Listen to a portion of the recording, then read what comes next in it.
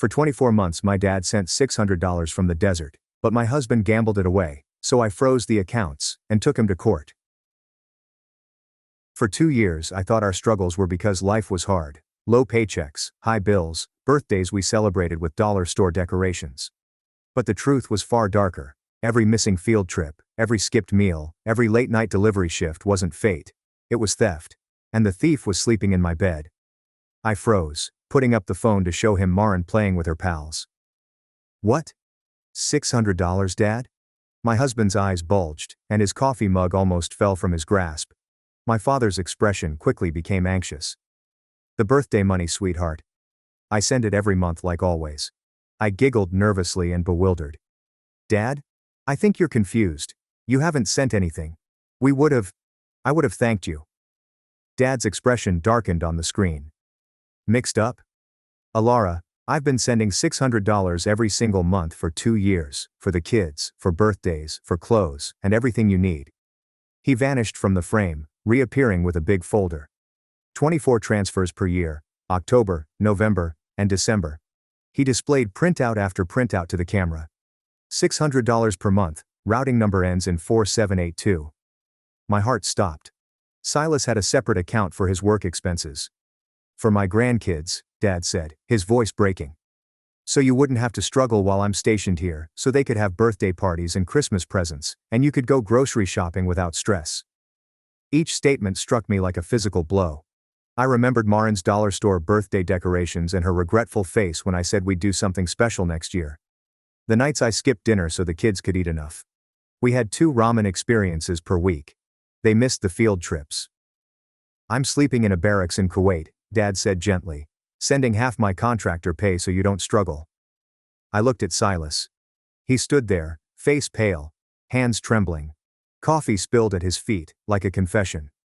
24 months, I said quietly, my mind calculating despite the shock. $600 each month. The room began to spin. $12,000. While I sold my grandmother's ring to pay for Maren's school supplies, while I drove for DoorDash after bedtime to cover groceries, while I told the kids that homemade birthdays are more special, while Silas came home late from overtime, with dilated pupils and new excuses. You've been stealing my father's money while our kids went without. The quiet was oppressive, save for Maren's laughing from the backyard. I was going to tell you, Silas began. Tell me what? I exclaimed.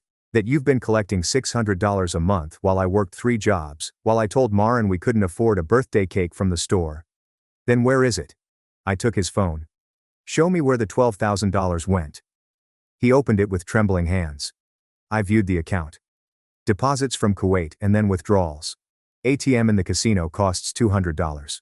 ATM in the casino costs $300. I have a problem. He murmured. You had $600 coming in every month from my father while I skipped meals, I remarked quietly. You held me while I sobbed about failing our kids. You said we needed to budget better while you were stealing. Dad's voice was icy and steady. Silas, did my granddaughter eat ramen for dinner on her birthday while you had my money in your pocket? Silas could not look at the television. I'm 7,000 miles away, in the desert, Dad said, his voice breaking. You made my daughter believe I had forgotten them. I grabbed Silas's phone again and scrolled through the transactions. These casino withdrawals, I explained, my voice quivering. July 15th, that was Maren's first soccer game. August 3rd, her first dance recital. You weren't stuck in traffic. You weren't at work. You were gambling while I sat alone at our child's biggest moments, making excuses for why Daddy couldn't make it. He glanced at the floor, embarrassed. Then the Christmas memory struck me like a sledgehammer. Last year, I informed the kids that Santa was having a terrible year. Maren cried. She felt like she had done something wrong. My voice cracked. She came home after seeing all the other kids' presents and asked what she did wrong. She made a list of ways to be better so Santa would love her next time. My emotions were boiling over. You had $600 in December, another $600 in November, $1,000, while I wrapped dollar store toys in newspaper, while our perfect daughter spent a year trying to be better because you made her believe she wasn't good enough for Christmas. Maren dashed inside, her handmade paper crown sliding. Mommy, can we have cake now? I said, gazing at her adorable face and the homemade cake I decorated at 2 a.m., following my DoorDash shift. Yes, baby. Go get your friends. When she went, I turned around. $600 a month for 2 years while your daughter wore shoes with holes, while your son couldn't play soccer. While I skipped lunch every day to save $5. Dad's voice pierced through like a dagger. I'm on the next flight home. Emergency family leave. 24 months of wire fraud, Silas. Silas's face became gray. Corin, please pack the kids' things tonight, Dad added, his tone kinder now. You're done struggling alone. I'll be there in 18 hours. I stared at Marin's birthday crown on the counter, which was composed of paper plates and aluminum foil. She had no idea her grandfather had given money for a real one. You didn't just steal money, I explained calmly. You stole their relationship with him. Marin thinks her grandpa doesn't care. You stole that from her. Dad was putting on his uniform jacket behind him. Mom was using another phone. I overheard forensic accountant. 18 hours, Dad said. And Silas, you better not be there when I arrive. He hung up the phone, and when I turned to face Silas, he had a look on his face that indicated he was willing to do anything than go peacefully. My fingers grasped the counter edge so tightly that my knuckles turned white as Silas took a stride towards me, his jaw gritted and fists stiff at his sides. The birthday guests were still laughing in the backyard, and my husband stood there, looking like he was about to hurt me for the first time in our marriage. I slid my phone under the counter and typed a brief message to Dad without looking down. Just 3 words spoke it all. Marin ran through the rear door, asking for juice boxes, and I faked a smile that felt like breaking glass. Silas went back into the corner as I took the beverages from the fridge and presented them to her, shaking hands. She bounced back outdoors, oblivious that her entire world was about to change forever. My thumb discovered my neighbor's phone number, so I texted her to see if she was home, just in case I needed to get the kids out quickly. She quickly responded that her door was open if we needed anything, and I felt a little less alone. Silas looked at me with those calculating eyes that said he knew precisely what I was doing. Parents began arriving to pick up their children, and I accompanied each one to the door with fake cheerfulness while Silas remained in the kitchen. The last mother had finally taken her son, and I locked the door behind them with deliberate slowness, knowing what was coming next. Silas instantly began ranting about how I didn't understand and how he was going to repay it, but I held out my hand to stop him. I took out my phone and pressed the record button, placing it on the counter between us, where the red light flashed as a warning. He began pacing the kitchen, alternately blaming his work stress and pledging to get assistance tomorrow if I gave him another chance. I let him talk while the phone captured every excuse and justification he gave. When he finally acknowledged to stealing the money but claimed it was only borrowed, I felt my stomach turn but kept my face totally neutral. When the kids walked in and asked about dinner, I told them we were having a special sleepover in Mom's room tonight, which sounded like an adventure. They were delighted about camping in my bedroom, so I helped them assemble their stuffed animals and blankets while Silas observed from the doorway. After they were finished watching a movie on my laptop, I locked my bedroom door and heard Silas's footsteps in the corridor. He knocked once, hard enough to rattle the frame, but stopped when I told him that the children were listening and did not need to hear this. I contacted the non-emergency police line from the bathroom, using the running water to conceal my voice. The operator listened as I described the event and provided me a report number, stating that an officer might conduct a drive-by if I felt unsafe. Her soothing voice helped to soothe my nerves, even though my hands shook as I scribbled down the case number. My phone rang with a text from Dad, displaying his flight information, and stating that he'd arrive at 2 p.m. Tomorrow a rental automobile has already been reserved. Mom messaged separately, saying she'd found a forensic accountant who specializes in financial abuse cases and could begin documenting everything right away. Knowing that they were both mobilizing in different directions, let me feel less trapped in this nightmare. I hardly slept that night, getting up every hour to check the door locks and look at the kids sleeping soundly in my bed. Around 3 a.m., I heard Silas moving around in the garage, so I grabbed my phone to record the time and what I heard. The garage door opened and closed twice. Then his pickup began, and idled for 20 minutes before he returned inside. I typed everything into my phone notes, producing a history of his actions that would be useful later as evidence. By sunrise, I had typed down a complete timeline of the previous 2 years, including every late night, missed event, and reason for overtime. The kids awoke at their usual hour, and I got them ready for school as if nothing had happened, keeping their pattern intact. Marin inquired why we had a sleepover, and I explained that it was simply for fun. While I braided her hair with shaky fingers, I packed their lunches and checked their backpacks as Silas snored on the living room couch.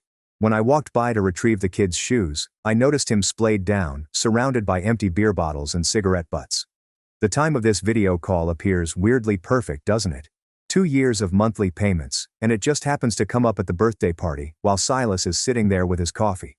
I took photos from 3 different perspectives, making careful to capture the chaos around him while he pretended to want to solve things. The rising sun illuminated the evidence of his priorities perfectly. This dad stole from his own children and drowned his remorse in drink. Marin inquired whether Daddy was unwell, and I assured her he was simply sleepy while I assisted her with her jacket. My son grabbed his backpack without asking any questions, but I noticed him glancing at his father with a puzzled expression. We stepped outside to wait for the school bus, and I gripped their hands tighter than normal, wondering how I'd shield them from everything. The bus arrived, and I watched them mount the steps before driving directly to the bank.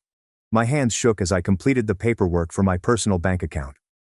The banker assisted me in switching my job direct deposit, and demonstrated how to transfer exactly half of our joint account balance. I took screenshots of the balance before doing anything, and Silas's half remained undisturbed. Back at home, his car remained in the driveway, and I could hear him snoozing upstairs. I retrieved our vital documents from the filing cabinet in the hallway closet. Birth certificates were placed in a manila folder among social security cards and insurance documentation. His desk drawer was unlocked, and I discovered his separate account statements hidden behind old tax returns. The casino withdrawals dated back 3 years, not 2. Page after page revealed the same pattern, with the amounts increasing over time. I documented each statement with my phone, and then locked everything in my car trunk. My phone began to vibrate with fraud notifications while I was still in the driveway. Silas was using an ATM downtown, emptying our joint bank account. I phoned the bank immediately, but he had already stolen $400. The woman on the phone helped me freeze the account, but the harm had already been done. I took screenshots of each alert and saved them in my expanding evidence folder.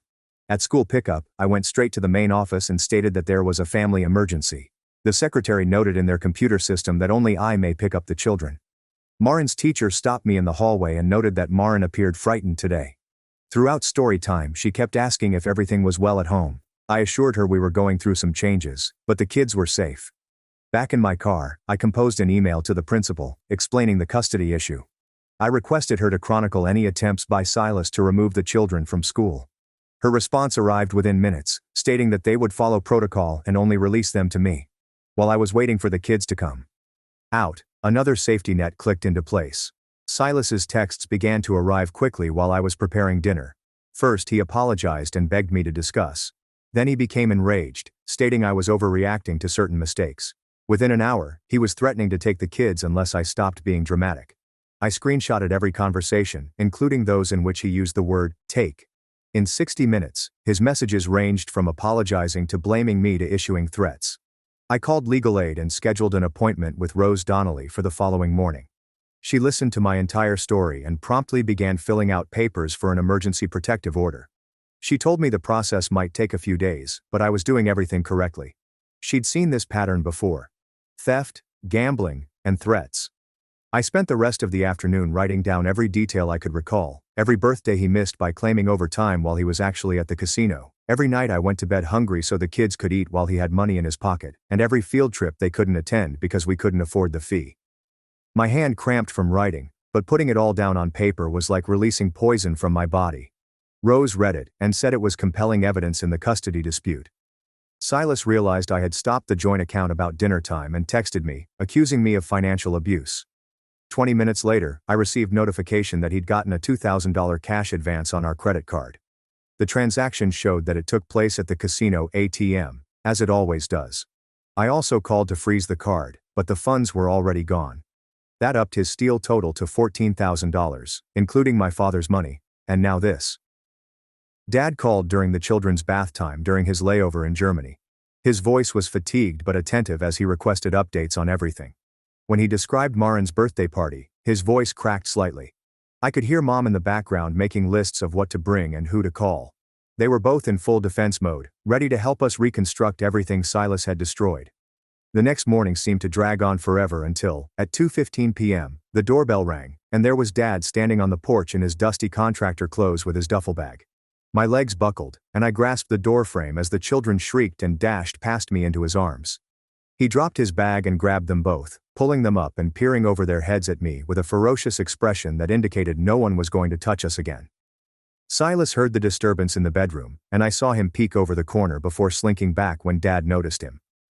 Dad put the kids down and instructed them to go play in the backyard for a while. Then he came directly to the kitchen table and began taking documents from his backpack. He spread bank statements, wire transfer receipts, and printed emails on the table, and Silas eventually came out and sat across from us. Dad's voice remained low and controlled, but there was something menacing beneath as he went through each payment one by one, pointing to dates and amounts. October 15th, $600, while Marin wore shoes with holes. November 3rd, $600, while they ate ramen for dinner. December 1st, $600, while the kids thought Santa forgot them. Silas kept his eyes on the table and mumbled something about addiction being a disease, but Dad cut him off with a look that could have melted steel. After going through all 26 transactions, Dad instructed Silas to pack his luggage and go. But Silas crossed his arms and replied, "This is also my house." Dad took out his phone and called the police, explaining that we needed a civil standby for a domestic crisis. Within 20 minutes, 2 cops arrived and calmly explained to Silas that, while they couldn't force him out permanently tonight, they strongly advised him to pack his belongings and find another place to stay to give everyone time to settle down. Silas grabbed a rubbish bag and began throwing clothes into it, shouting about his rights and how illegal this was. But the officers simply remained there, watching him walk out the door. After they went, I couldn't sit still and certainly couldn't sleep. So I gathered all of the bank statements and began creating a chronology on poster board with 2 columns. On the left I wrote up every challenge we had, every missed opportunity, and every time I had to tell the kids no. On the right, I typed down every casino withdrawal Silas made using Dad's money.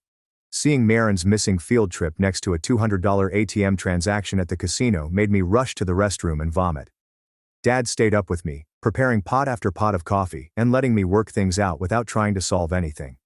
Around 3 a.m., my phone rang, and it was the forensic accountant Mom had hired, phoning from the East Coast, where it was already 6 a.m. She had been working through the night and discovered that the trend was far worse than we had suspected, with Silas's withdrawals occurring within hours of Dad's payments most of the time. She'd also discovered 2 more transactions that we'd overlooked, bringing the total to 26 payments and $13,000 stolen. The theft began 2 months before Dad informed us, implying Silas had been lying and stealing for much longer. The following morning, I traveled to the police station with my poster board chronology and 3 folders of evidence to file a report of theft by fraud. Detective Dorian Vera reviewed my statement thoroughly, asking questions regarding dates and amounts. He provided a case number and said he'd contact me about the following steps, but warned me that these situations take time to develop properly. 2 days later, Detective Vera called again to set realistic expectations, stating that while criminal charges were possible, the prosecutor would have to assess if they could prove intent to deceive because Silas and I were married. He suggested that I prioritize protecting myself and the children in family court first, and then use the criminal case as leverage if necessary. It wasn't what I was expecting, but I appreciated him being honest rather than giving me false hope.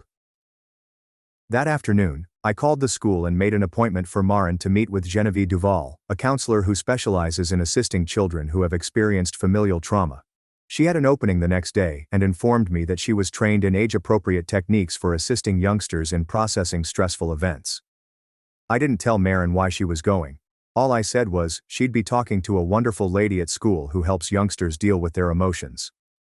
The next morning, I walked Marin to the counselor's office and waited outside while they spoke, my stomach in knots, wondering what my baby girl would say.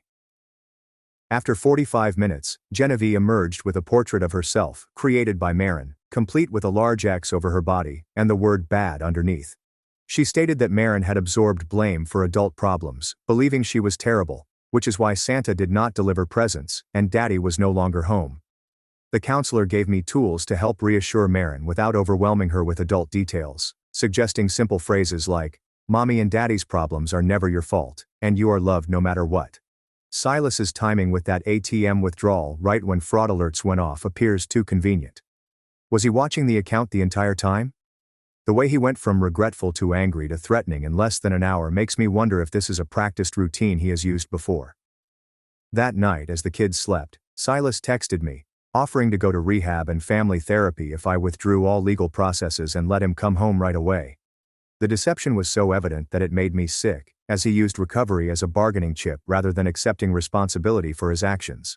I forwarded the text to Rose at Legal Aid, who responded within minutes, stating that this was normal conduct for someone attempting to dodge punishment, and that I should avoid direct communication going ahead.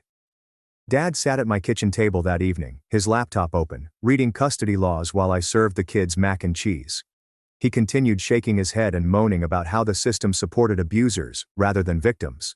When the kids left to watch cartoons, he turned the TV toward me and showed case after instance in which gambling addicts were still granted visitation rights. He tightened his jaw when reading about monitored visits and progressive reunion schemes. I knew he wanted Silas completely gone, but courts seldom removed parental rights unless there were serious circumstances. We spent 2 hours going over various situations and safety procedures, marking emergency contacts on my phone, and simulating what to do if Silas arrived. Dad installed recording applications on my phone and demonstrated how to tape everything. The following morning, Rose from Legal Aid called to say she had applied for temporary sole custody and exclusive use of the residence. She sent me an email with 20 pages of forms to examine before our hearing next week. Each page asked for information about our money, housing circumstances, and Silas's conduct. The section on domestic issues made me realize how many warning signs I had overlooked over the years. Rose informed me that despite everything Silas had done, he would eventually face some type of visitation. The idea of giving over my children to him made my stomach turn, but she explained judges nearly always maintain some parental contact. She advised keeping a notebook to record everything that happened from now on. 3 nights later, at 10:15 p.m., a banging on the front door awoke the entire house. Silas's voice resonated across the woods, begging to see his children while slurring slightly. Dad sprang up from the couch where he had been resting and stood by the door, while I grabbed my phone to dial 911. The operator remained on the line as Silas continued to pound and rant about his rights as a father. Marin came downstairs, crying, and I carried her back to her room, telling her everything was fine as my pulse raced. The police arrived in 8 minutes, but it felt like hours. 2 officers spoke with Silas outside, while another collected my statement inside. They informed him of Rose's protective order and cautioned him that coming back would result in immediate arrest. Silas battled with them for another 10 minutes before ultimately departing. The officer gave me a case number and instructed me to call immediately if he returned. Dad stayed up the rest of the night, sitting in a chair facing the front entrance. At 7 a.m., a locksmith arrived and changed all of the locks in the house. Dad supervised while I prepared breakfast, attempting to make things normal for the children.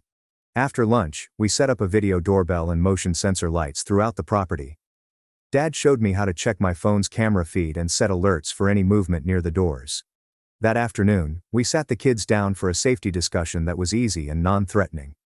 Marin asked why Daddy couldn't use his key anymore, and I simply explained that he was staying somewhere else for a time. We followed our safety guidelines, such as not opening the door for anyone and staying where Mommy could see us. Detective Vera contacted 2 days later, requesting permission to subpoena Silas's bank records and obtain surveillance footage from 3 casinos. He stated that they were putting together a fraud case, but that it would take months to work through the system. I signed every paper he sent over within an hour, hoping for some sort of justice, even if it came slowly. He described uncovering proof of Silas's gambling dating back 5 years, long before Dad began sending money.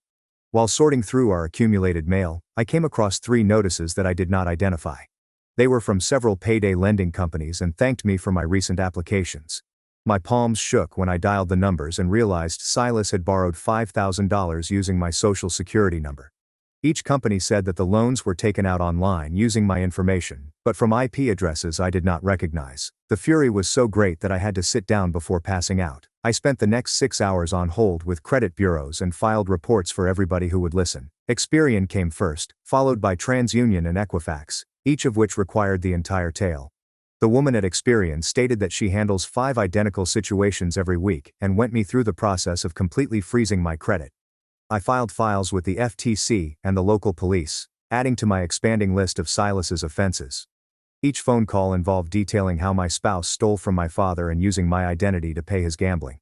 The operator from the third payday lending company stated that they would require a police report to investigate the fraud. That afternoon I drove to the station and filled out another report, this time including identity theft. The next day, Genevieve from Child Services called with advice on how to keep the kids stable amidst all of the upheaval. She suggested keeping their routines consistent, with regular bedtimes, meals and timetables. It was impossible to act normally while everything was falling apart, but she insisted that children needed structure more than ever during times of turmoil.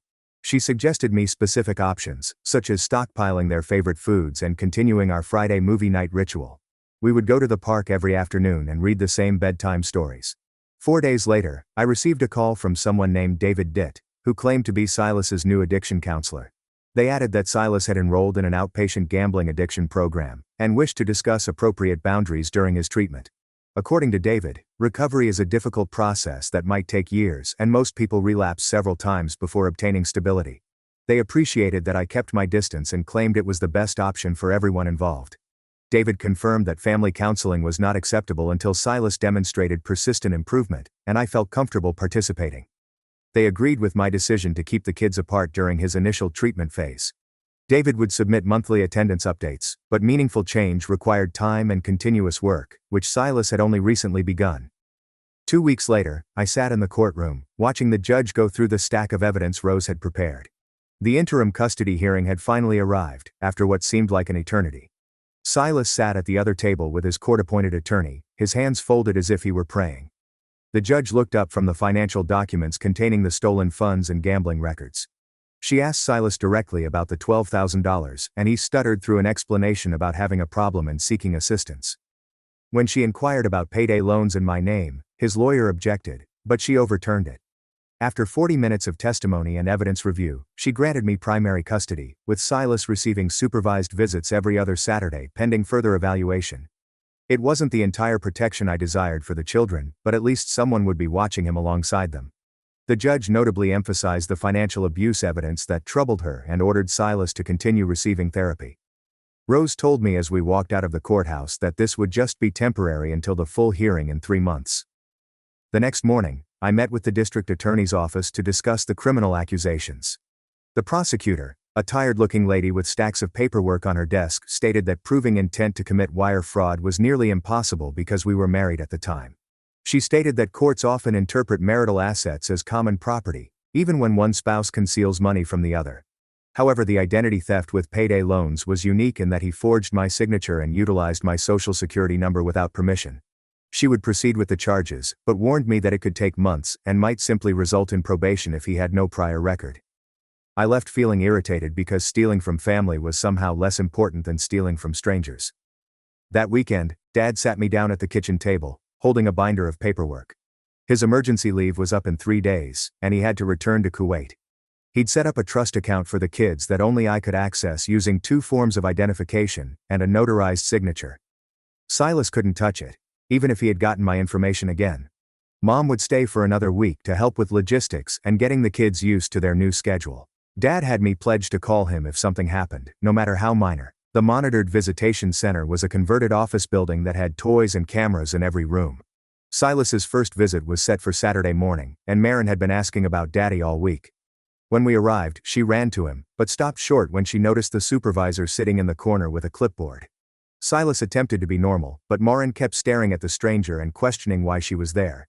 He claimed it was only someone to help him play, but Maren wasn't fooled.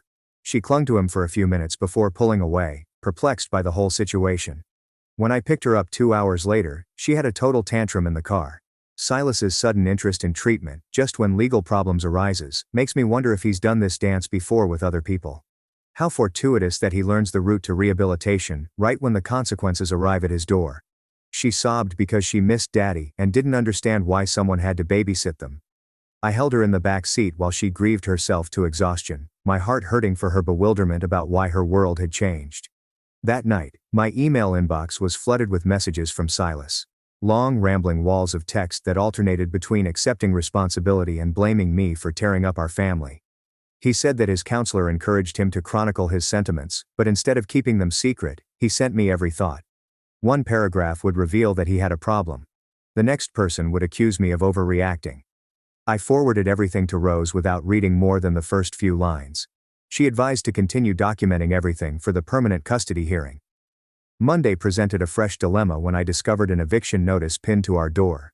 The landlord had been attempting to contact us for weeks regarding late rent payments. Silas had not paid rent in October or November, and he had pocketed the money while I was preoccupied about purchasing groceries.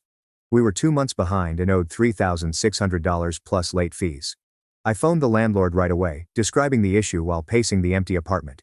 He agreed to a payment plan in which I could pay half now and the balance over 3 months. Dad wired the funds that afternoon, adding to my sense of humiliation and gratitude. That night, I spent hours debating whether to move in with my parents on the East Coast, or keep the kids in their school district for stability. Marin had already lost so much, and changing schools in the middle of the year seemed harsh. Her teacher explained that she was struggling with the changes at home and needed constancy. So I signed up for 3 grocery delivery apps and began driving every night after the kids went to bed. When Dad discovered out, he complained. But I needed to be independent in some way. The exhaustion was worth keeping Marin in her comfortable classroom with her classmates. Detective Vera called Wednesday with an update that made me physically ill. He had obtained CCTV footage from the casino for the dates I had specified. On October 15th, the timestamp showed Silas at a poker table during Marin's first dancing presentation. I recall being alone in that auditorium, explaining to other parents why her daddy couldn't make it. The footage from November 3rd was worse, showing him smiling with other players at her first soccer game while I cheered alone from the sidelines. Seeing him enjoying fun while I held back tears at her activities broke something within me that I had no idea could still break. The following week, David called with some disturbing news about Silas's treatment compliance. He had missed 2 group meetings, and when he did go, he downplayed his addiction and blamed external circumstances. The supervised visitation center also stated that he appeared anxious and distracted during visits, continually checking his phone and cutting them short. David claimed that his behavior indicated that he was still not totally devoted to his rehabilitation. Saturday morning during Marin's soccer practice, I was assisting her in tying her cleats when another parent grabbed my arm. She pointed across the field to where Silas was standing by the fence, watching. My protective order clearly forbade him from coming within 500 feet of the children's activities. I kept Marin distracted with stretches while nervously dialing 911. Other parents created a slight barrier between him and the field. He had already fled by the time police came 15 minutes later, but I filed another report to document the infraction. The officer stated that these reports would be used at the next hearing to demonstrate a pattern of violating court orders.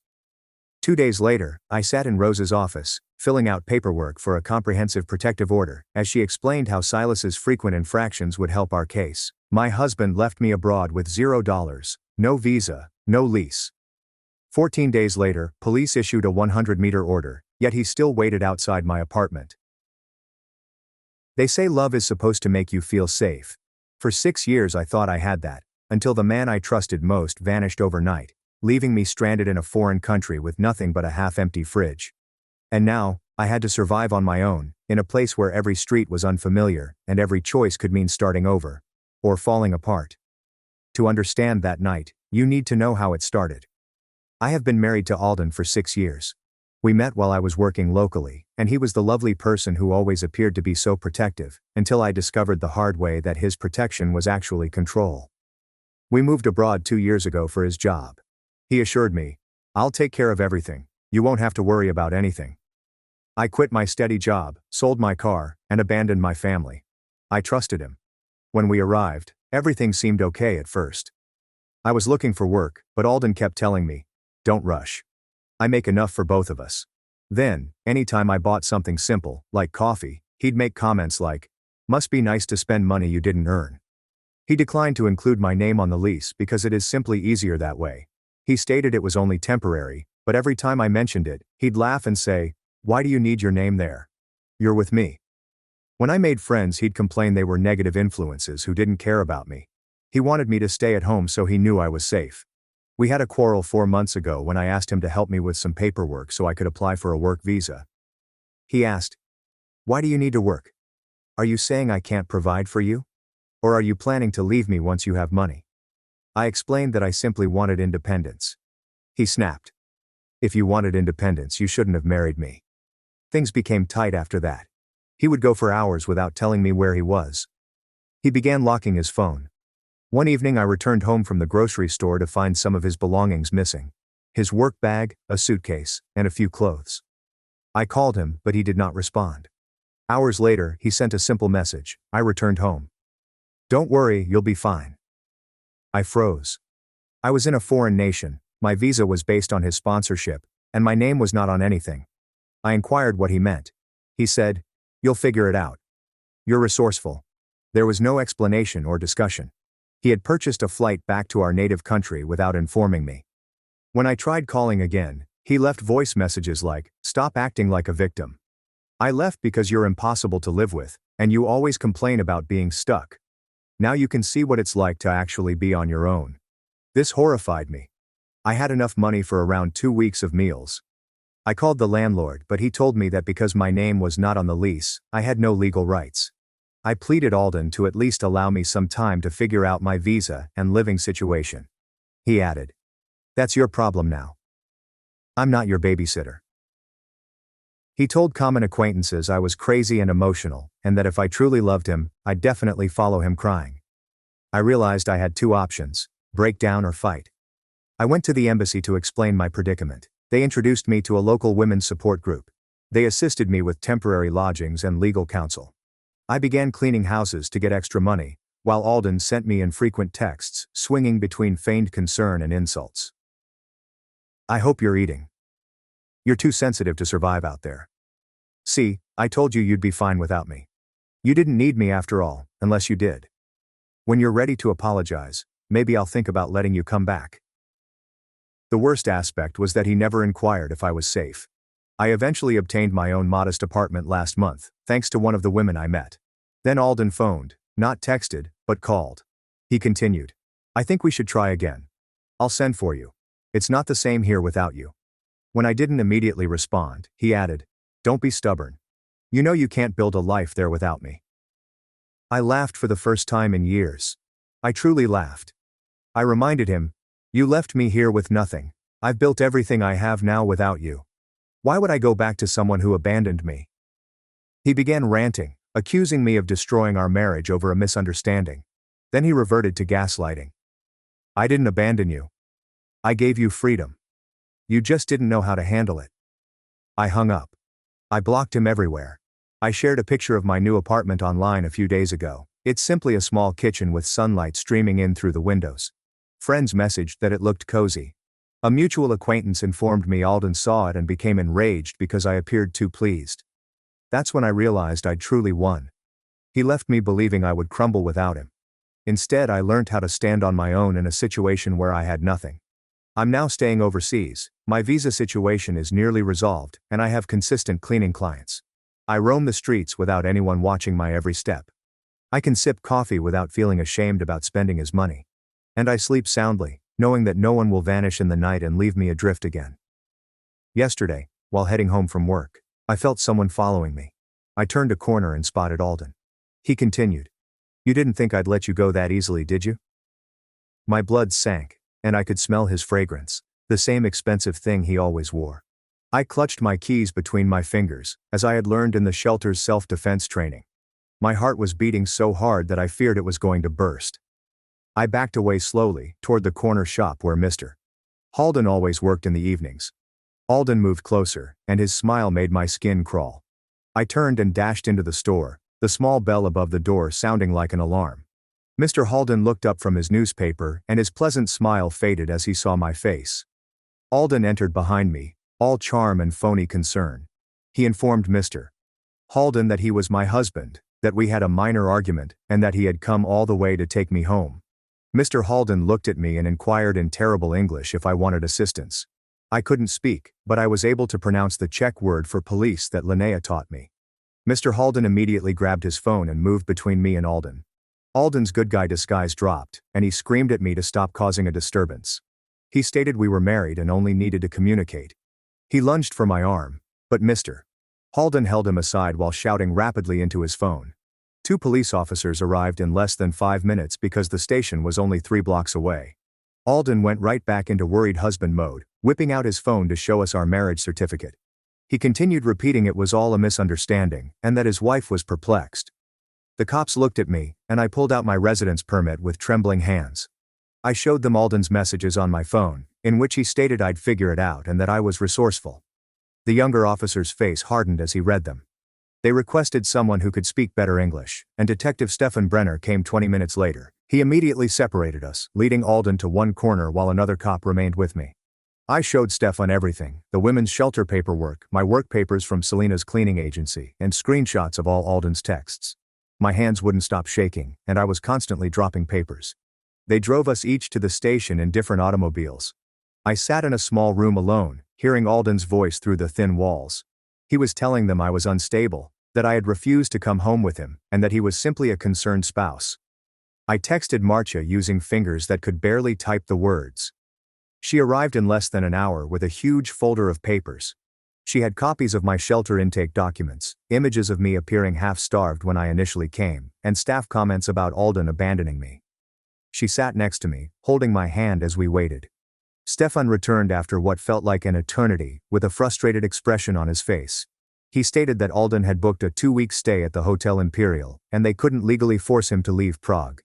They had cautioned him about stalking laws, and instructed him to stay at least 100 meters away from me. Alden would have to go to court if he wanted to fight it, but for the time being, it was all they could do. The station door blasted open, and Selena dashed in, her cleaning outfit still on and her face flushed with rage. She grasped my shoulders and examined me as if she were looking for injuries before turning to Stefan. "This man left her with nothing in a foreign country," she told me. Stefan nodded and explained the problem, while Selena's hands remained on my shoulders. She grabbed me aside and informed me I was going to stay with her and her husband, Henrik. I began to object, but she interrupted me with a glance that reminded me of my mother. We drove to her house in silence, while I looked in the mirrors for Alden's rented car. Selena's home was small but cozy, with photographs everywhere and the aroma of something cooking. Henrik emerged from the kitchen, wiping his hands on a dish towel, and Selena swiftly talked to him in Czech. He nodded and went to get some blankets, while Selena led me to their spare room. That night I lay awake every hour, checking the locks on my bedroom door and jumping at every passing car. My phone buzzed with texts from strange numbers, and I knew Alden was acquiring fresh SIM cards. The messages repeatedly mentioned the necessity to discuss and the importance of not being emotional. I removed them and emailed Roland at the embassy, providing screenshots and updates on Alden's presence in Prague. The next morning, Henrik was already up, installing a surveillance camera near their front door, while Selena prepared breakfast. I assisted her in loading cleaning items into her van, while my phone continued to vibrate with new texts. Alden had found new numbers and was texting me, stating I was still his wife and that we needed to sort things out. Selena noticed my hands shaking and took the phone to check the texts. She contacted Stefan again while Henrik finished with the camera and us how to view the footage on our phones. That sudden apparition around the corner seemed extremely convenient. How long had Alden been tracking my movements to determine where I'd be strolling home from work? As we drove to our first cleaning assignment at an office building near the city center, I couldn't stop thinking about how he quickly tried to seduce Mr. Halden. I was sweeping the lobby when I noticed it through the glass doors. Alan's rental automobile parked across the street. He was seated in the driver's seat, looking at the skyscraper and shooting shots with his phone. My hands became so shaky that I dropped the mop handle and it fell against the floor. Selena dashed in and noticed where I was staring. She took out her phone to call the cops while I photographed Alden sitting there. Stefan arrived 20 minutes later, walked over to Alden's car, and we observed from inside. Alden rolled down his window, and I noticed him gesturing and pointing toward the structure. Stefan stood there for a long time chatting to him before forcing him to hand over his phone. Alden deleted something while Stefan watched, then started his car and slowly drove away. Stefan returned inside and reported that Alden claimed he was only sightseeing and happened to park there. The law required him to keep 100 meters away, but theoretically, the street was public property. That evening, Selena drove me back to her place, where I finally video phoned my sister Elodie home. She began crying as soon as she saw my face and said me that Alden had called everyone. He had been telling family members that I had mental difficulties and needed professional care. Elodie stated that our aunt believed him and constantly inquiring if I was taking medication. The following morning, Selena had to go to the women's shelter to meet with Linnea regarding another client. I stayed at home with Henrik, but Linnea called Selena's phone, sounding concerned. Alden had arrived at the shelter, asking about me and wanting to know where I was living. Linnea refused to let him in and contacted security, but Guy stood outside holding a cardboard sign. The sign read, "I'm sorry," in Czech, and he was telling passers-by that his wife had abandoned him. Some folks paused to hear his story about flying all the way to apologize. Security eventually forced him to leave, but not before numerous people got photos of him holding his sign. That afternoon, Roland called from the embassy with shocking news. Alden had filed an official complaint accusing me of stealing money from our joint account before he left Prague. Roland stated that the embassy required bank statements and paperwork to confirm the money was mine. While Roland was on the phone, I had to go through my inbox and look for old statements. The next day, Selena received 2 cancellation calls from her normal cleaning clients. They claimed they no longer needed servicing, but Selena felt something was amiss. She visited her business website and saw messages in the contact form from someone claiming to be my concerned husband. Alden had been writing to all of her clients, claiming that I was unstable and shouldn't be trusted in their homes. Selena contacted each customer again to explain, but 2 had already hired someone else. My phone vibrated with a text from Soraya, who resided in my previous apartment complex. She stated that a man claiming to be a relative of mine had been questioning other tenants about my schedule. He wanted to know what time I generally arrived home and if I was living alone now. The building manager had already warned him to leave once, but he kept returning. Soraya shared me a snapshot she took from her window of Alden holding a notebook near the building's door. 3 days passed before I could even consider returning to my Czech language sessions at the community center. I sat in the back row, trying to concentrate on verb conjugations, but my hand kept moving on its own, repeatedly penning the same 3 words in my notebook. He will not win. He will not win. He will not win. The pen squeezed so hard that it ripped through the paper in spots. Every time the door opened, my entire body clenched. A man stepped in late and I grabbed my phone, ready to contact Stefan, until I realized he was simply another student seeking for a seat. My students continued looking at me as I startled at every sound. The teacher asked if I was all right, and I nodded, but my hands were shaking so badly that I dropped my pen twice. When class concluded, I quickly gathered my belongings and started for the door, but I came to a halt when I spotted him through the window. Alden stood outside the community center, holding a large bundle of red roses, as if we were on a romantic date. I fumbled with my phone as I called Stefan while backing away from the exit. Alden noticed me through the glass and grinned, holding out the flowers and pointing at them as if I should be glad about them. Stefan answered the second ring and told me to stay inside until he sent someone over. I watched Alden pace outside, staying just at the property line. When the police car arrived, Alden went backward down the street, keeping the exact 100-meter distance specified in the restraining order. The police couldn't do anything because Alden wasn't exactly breaking the law. He followed me all the way to the tram stop, counting his steps to stay legal, and those foolish roses remained in his palm.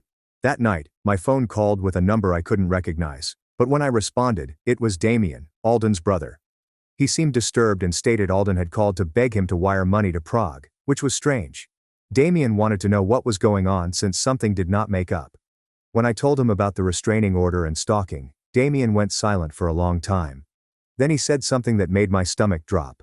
Alden was dismissed from his job 2 months ago for harassing a co-worker, 2 months ago when he was still sending me texts about how great he was doing without me. Damien claimed Alden had been living in his basement and borrowing money while between contracts. The next morning, Selena called me, crying. Her largest client, a property management business that handled half of the buildings we cleaned, had terminated their agreement. Someone sent them an anonymous email with screenshots claiming I had a criminal record for theft and fraud. The photographs were clearly false, but the harm had been done. Selena lost 40% of her business profits in a single email. She wasn't angry with me, but I could hear the worry in her voice about paying the rent and her other employees. That afternoon, Linnea scheduled an emergency meeting with Selena and Dr. Karina Vugt, a lawyer who specializes in harassment cases. We sat in Linnea's office, going over everything, recording each occurrence with dates and timings. Karina took notes on her laptop, asking detailed questions concerning the restraining order violations and slander. She stated that we had grounds for both criminal charges and a civil lawsuit, but we needed additional evidence of the pattern.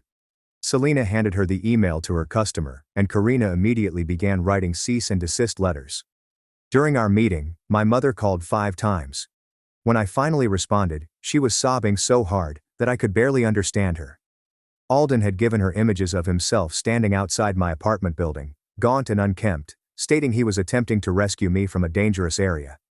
He informed her that I had become involved with undesirable individuals and required assistance in returning home. My mother asked me to return with him, claiming he seemed so anxious and unhappy in the photos. She continued repeating he was still my husband and marriage entailed working through challenges together. I tried to explain about the stalking and harassment, but she only cried harder, wondering what I had done to cause him to behave this way. The following day things worsened. I was browsing my email when I discovered someone had accessed our old shared cloud storage account. Alden had downloaded every photo from our wedding, even the private ones from our honeymoon and holiday. The login originated from a Prague IP address. My palms were cold as I realized what he could do with those photographs. Karina applied for an immediate digital restraining order that afternoon, but we both understood the harm he could do before any legal protection kicked in. I couldn't eat or sleep while waiting for the photographs to appear online. Selena requested me to assist her clean a diplomatic property the next morning, claiming that the routine job would help calm my worries. The ambassador's wife was home and noticed I was distressed. While Selena cleaned upstairs, she offered me tea and asked if I was all right. Something about her gentle expression compelled me to tell her everything. She listened without judgment before telling me about her own departure from an abusive marriage 20 years ago. She jotted down the name of an international women's rights organization that had assisted her and stated that they had resources, even for situations that crossed boundaries. That afternoon, a homeless guy knocked on Selena's door, bringing a box. Inside was my old passport, which Alden had reported as lost 2 years ago, my grandmother's emerald jewelry, which he said was stolen during our relocation, and a note in his handwriting. "See how easy it was to keep things from you? Come back, and I will give you everything." Selena contacted the cops, but the homeless man had already left, having most likely been paid in cash to make the delivery. Stefan arrived the next day with dreadful news. Alden had hired a Czech lawyer and was submitting documentation saying that I had abandoned our marriage. He told the court that I refused to return home with him and was having an affair in Prague. Stefan claimed Alden was developing a case that I was an unfit wife who abandoned the marriage to party overseas. Alden engaged a lawyer renowned for pursuing shady cases and distorting facts. Stefan informed me that if Alden convinced the court that I had breached the rules of our marriage, it may jeopardize my visa status. The next day, I strolled into my Czech language class and froze when I noticed Alden seated in my normal spot, speaking with my classmates about our wedding. He was telling everyone how we were working things out and how he had come all the way to help me on our reconciliation journey. My classmates looked perplexed as they stared between us, and I stood there at the doorway, unable to move or say. Mrs. Davina, our teacher, noticed my expression and approached Alden, suggesting he would be more comfortable in the advanced class down the hall. Alden is playing chess while everyone else is playing checkers, hiring shady lawyers, making false theft claims, and now cosplaying as a supportive husband in Czech class. Alden shook his head and explained that he needed to stay close to his wife for support, reaching for my hand as I backed away. 2 of my students, women who had become acquaintances in the previous weeks, surreptitiously rearranged their seats to create a barrier between Alden and my customary seat. I sat between them while Alden continued to brag about our love to anyone who would listen, his voice growing louder each time I refused to look at him. The session lasted 2 hours, with Alden frequently interrupting to ask me questions in front of everyone, pretending we were a happy couple. When class finished, I raced out first, but Alden followed me down the street, yelling my name until other students intervened. 3 days later, as I was heading back to my apartment, I heard screams and seen Alden on the ground outside my building, clutching his chest. Paramedics were already approaching, and Alden gasped as he realized his wife needed to accompany him to the hospital. I told the paramedics I wasn't going anywhere with him, and Alden sat up straighter and informed them that I was mentally ill. He accused me of abandoning him and refusing to help, despite the fact that he was experiencing chest pains as a result of the stress I had induced. Soraya appeared at her window above us and descended instantly, chatting to the paramedics in fluent Czech. She informed them about Alden following me for days, the restraining order process, and how he had stalked me. The paramedics glanced at Alden, whose breathing had improved dramatically since he understood I wasn't coming with him. They checked his vital signs and discovered nothing wrong, then left after warning him about bogus emergency calls. That night, I couldn't sleep in Selena's guest room, so I scrolled through old texts from pals back home on my phone. Half of them had ceased replying to me altogether in the last few months. Those who did write offered brief, thoughtful messages asking if I was all right, but nothing else. I saw a pattern in their messages. They'd all grown distant about the time Alden began telling people I was troublesome. He had been using them against me for months before leaving me here, setting the framework for his lie. My phone rang at 2 a.m., and it was Damien, Alden's brother, phoning from home about something serious. He stated he did some research after our previous talk and discovered Alden had been living with a woman named Nadine. Damien provided me screenshots from social media of Alden and this woman together in restaurants and in her apartment, calling one other engaged. The posts dated back 2 months, just when Alden was telling everyone that I had abandoned our marriage. I looked at the images of Alden laughing with his arm around this woman while I was sleeping on the shelter floor.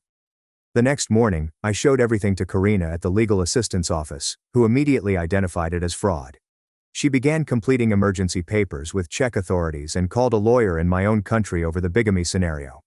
Alden's legal situation had just become hazardous because he was claiming desertion while actively living with another lady. She stated that this changed everything about his allegations against me and could potentially result in criminal charges against him. Roland called me from the embassy that afternoon, requesting that my independent visa application be expedited in light of this new proof. He claimed Alden's dishonesty and abandonment were now documented, and I was eligible for immediate processing of my application. He cautioned me that once Alden learned about the legal issues he was facing, he would try to flee the country. 2 days later, I was in Selena's cleaning service office assisting with scheduling when the door banged open. Alden walked in with 2 hefty men, claiming they were investigators looking into my theft of his goods. Selena recognized the men as local thugs who were causing trouble at the pubs. Her husband, Henrik, moved to block the door, while Selena grabbed her phone and instantly contacted the police.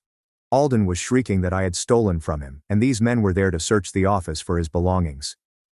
The 2 men approached the desk where I was standing, but Henrik moved in front of them. Selena was communicating with the police in quick Czech, providing our address and describing the 3 males who were threatening us. Stefan came within 10 minutes, along by 2 other cops, and recognized the 2 men with Alden from previous arrests. They arrested all 3 for intimidation and attempted extortion, and Alden screamed that I was lying about everything. Alden lost control at the police station when he saw me give my statement to another officer. He began yelling that I was nothing before him, and would be nothing after him. His face was crimson with wrath. Several others at the station took out their phones and recorded him saying terrible things, as Stefan physically restrained him.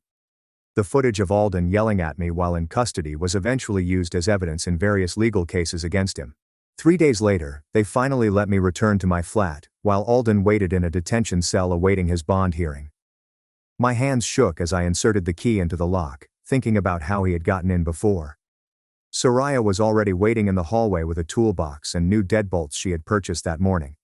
She assisted me in changing every lock while telling me how Alden had knocked on every door in the building, hoping to find someone who would believe his claim about me being mentally disturbed. Nobody did. The elderly couple from upstairs came down to check on me and claimed they'd seen right through him when he appeared all worried.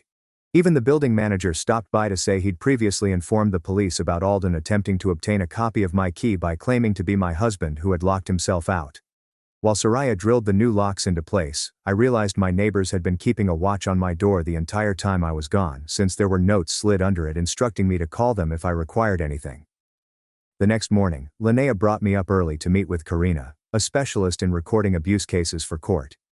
We spent 6 hours in Karina's office reviewing every email, text and bank statement from the previous 2 years. Karina had a way of asking questions that made me recall things I had pushed down. Alden, for example, had been gradually withdrawing funds from our joint account for months before leaving. She showed me how to make a timeline on a large whiteboard, marking each episode with a different color marker.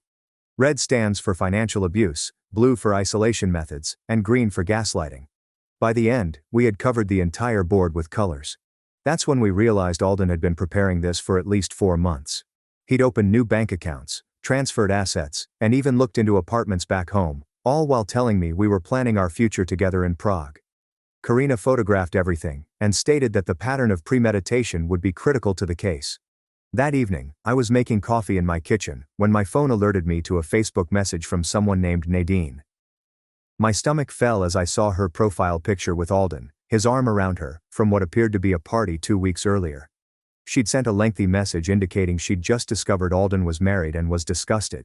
She claimed Alden told her that I was his ex, who refused to sign divorce papers and continued to stalk him. She had believed him until she watched a news report about his detention in Prague.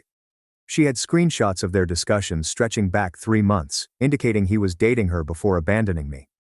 She sent me everything, including images of them together at restaurants that I recognized from our bank bills, hotel receipts, and messages in which he called me insane and claimed I was holding him back. In one communication from the day after he left me, he told her that I'd probably be back within a week. Nadine was upset and wanted to help in any way she could. She even agreed to testify about his lies. Alden made bail the next day, on day 12 of Stefan's chronology, subject to a number of restrictions. He was unable to contact me, had to forfeit his passport, and could not leave Prague until the trial. Within 2 hours of his discharge, a lawyer arrived at my door carrying an envelope. I did not open it straight away, but when I did, it contained a settlement offer. Alden wanted me to accept €5,000 and sign a non-disclosure agreement on the abandonment. The lawyer stayed there waiting for an answer as I read 3 pages of legal terminology that effectively suggested I couldn't tell anyone what had happened. I urged the lawyer to go, and immediately called Stefan to report the contact breach. He said Alden was playing games, using the lawyer as an intermediary to avoid formally violating the no-contact rule. The following morning, I had to return to work since I still needed money to survive. Selena had arranged for me to wear a small body camera, which Karina had provided us, clipped inside my shirt pocket. Every time we arrived at a new house to clean, I'd freeze at the sound of the doorbell, tensing my entire body. Selena observed how I kept looking over my shoulder and decided to change our itinerary, avoiding unoccupied houses and schedule only apartments in crowded buildings. She parked where we could see the van through the windows and kept her phone ready to contact the cops. At one place, a man answered the door, and I nearly ran before understanding it was the owner. Selena had to take over talking to clients because my hands were too shaky to jot down schedules. She never grumbled, just calmly reorganized everything so I felt safer. On day 13, things worsened. Alden's lawyer launched a countersuit, saying I was the true abuser and that I was holding Alden captive in Prague with bogus claims to prevent him from returning to work. Nadine discovering Alden's detention through a news report appears to have come at a strangely appropriate time, exactly when proof is most required. Alden's chest-clutching performance for the paramedics has me wondering how many times he's used that technique before. The newspapers claimed I was killing his career and reputation out of spite. Karina had warned me about this, referring to it as DARVO, which stands for deny, attack, reverse victim, and offender. When confronted, abusers frequently attempt to spin a story, according to her. The countersuit alleged that I deceived the cops with phony tears and that Alden was the true victim. It even stated that I had plotted the entire incident to exact revenge on him for abandoning me. The arrogance of it enraged everyone in the support group, but Karina remained calm, claiming that Alden's desperate move revealed he was losing. Then something unexpected occurred. Damien, Alden's brother, arrived at my apartment complex, carrying 2 cardboard boxes. I hadn't seen him since our wedding and first didn't recognize him. He appeared fatigued from the travel and stated that he would arrive as soon as he learned what Alden had done. He'd packed boxes full of evidence, including Alden's true financial documents, which he'd hidden at their mother's house, printed emails in which Alden boasted about his plot to teach me a lesson, and, most startling of all, a termination letter from Alden's employer. Alden had been dismissed 6 weeks ago for stalking a female co-worker. Damien stated that he could not stand by and watch his brother destroy another woman's life. He had previously contacted Stefan and was prepared to testify. The brothers reunited at Damien's hotel the next evening. Alden had discovered Damien was in town and showed up shouting in the foyer. The hotel security cameras caught everything, including Alden grabbing Damien's shirt and pushing him against a wall. Damien remained calm and kept his phone recording in his pocket, while Alden threatened to ruin his life, tell their mother lies about him, and make him regret choosing my side. The security guards had to separate them, as Alden screamed that Damien was a traitor and that the family was meant to stay together. That was when Alden spoke the words that altered everything. He yelled that he'd just left me abroad to teach me a lesson, that I needed to understand my place, and that I should have returned by now. Damien's phone recorded every word in good audio. The security guards prepared a report and handed Damien a copy, along with the security footage. On day 14, Roland from the embassy called me early in the morning and asked me to come in immediately. When I arrived, he had my new visa ready, independent of Alden's sponsorship. He stated that the growing evidence had allowed them to expedite the procedure. He also provided me a package of material on filing charges in our own country for fraud and abandonment. Apparently Alden classified me as a dependent on his taxes while claiming we were separated, which was federal fraud. Roland had been cooperating with officials back home to establish a case. He said Alden was likely to face prosecution in both nations. That evening, when we finished our cleaning route, Selena and I sat in her small office and shared tea from her thermos. She told me she had been where I was 20 years ago, transported to the Czech Republic by a man who promised her everything, but then abandoned her with nothing. She'd launched her cleaning firm with the intention of hiring ladies like us, people who wanted work right away and didn't care about their backgrounds. She showed me a photo album filled with images of women who had worked for her over the years, many of whom had gone on to start their own businesses or careers. She said that her company was never just about cleaning houses. It was about giving women a chance to get back on their feet after being knocked down. The next few days were a haze of meetings and paperwork. Linnea's lawyer buddy called me frequently with updates on the case against Alden. She stated that prosecutors in Prague were working with officials back home to coordinate charges. Alden was facing serious charges for stalking, intimidating, and employing those men to intimidate me. Back in our own country, they were looking into fraud and abandonment accusations. The legal net was closing around him faster than I had anticipated. Meanwhile, Alden's financial situation worsened quickly. The posh hotel where he was staying called the police station and demanded payment because his credit card had been refused. His lawyer informed the court that he required more money up front to continue representing him. Alden attempted to access our joint accounts but discovered that I had legally frozen them while the investigation was ongoing. The expression on his face in court when he discovered he couldn't touch the money must have been something. Then Damien's wife called and told me some surprising news. She had been looking around on social media and discovered something huge. Alden's first wife, whom he had always claimed perished in a car accident years ago, was actually alive and living in Canada. Her name was Celeste, and she'd remarried and had children. Damien's wife had messaged Celeste carefully, and she was willing to discuss what Alden had done to her. The following day, Alden made matters worse for himself. Despite having to forfeit his passport as part of his bail conditions, he attempted to flee. Police apprehended him at the German border with a phony ID he'd obtained. That breach resulted in his immediate imprisonment pending trial. I observed from Linnea's lawyer's office as they confirmed his arrest on the phone. He was going straight to jail this time, no more bail. To restore my legal freedom, I needed to go to the embassy and fill out paperwork. Sitting in the waiting area, I realized that my hands weren't shaking as much as they used to. But I nevertheless scrutinized every exit and examined every face that passed through the door. Roland sat with me for a bit and explained that this was typical given what I'd been through.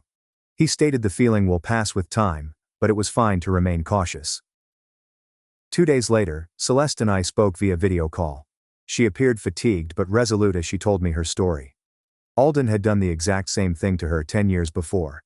He had isolated her from friends and relatives, drained her inheritance of about $50,000, and then vanished when she began to inquire about where the money had gone. She had rebuilt her life in Canada and wanted to help me. She said something that stayed with me. She told me I was already stronger than I realized since I had survived him and was still standing. Alden's lawyer used a novel technique in court that even the judge found perplexing. He stated that I had planned everything to take Alden's riches and gain sympathy for immigration purposes. He claimed I had put Alden up to seem terrible so I could stay in Prague. The court genuinely asked him if he was serious, especially because Alden had just been apprehended with a fraudulent passport while attempting to exit the country. Stefan called to tell me they had discovered additional proof. Alden's laptop proved that he had been investigating stuff for months before leaving me. Since January, his browsing history included searches for how to strand a spouse overseas and abandonment laws in the Czech Republic. He had been planning this for half a year. The premeditation made things considerably worse for him. Throughout all of this legal nonsense, I continued to live my life. Soraya from next door began coming over in the evenings. I taught her some English words, and she helped me with Czech pronunciation. We laughed so hard when I tried to speak specific words. One night, I realized I hadn't laughed so hard in years.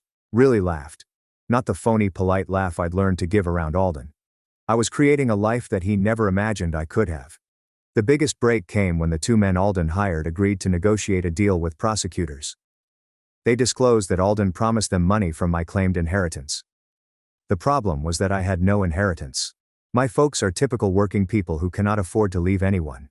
The men have recordings on their phones of Alden explaining his entire scheme. He had instructed them that he needed to scare me so much that I would run back to him, desperate and shattered. He'd indicated that once I was back under his control, he'd have access to my family's money, which he'd made up in his imagination.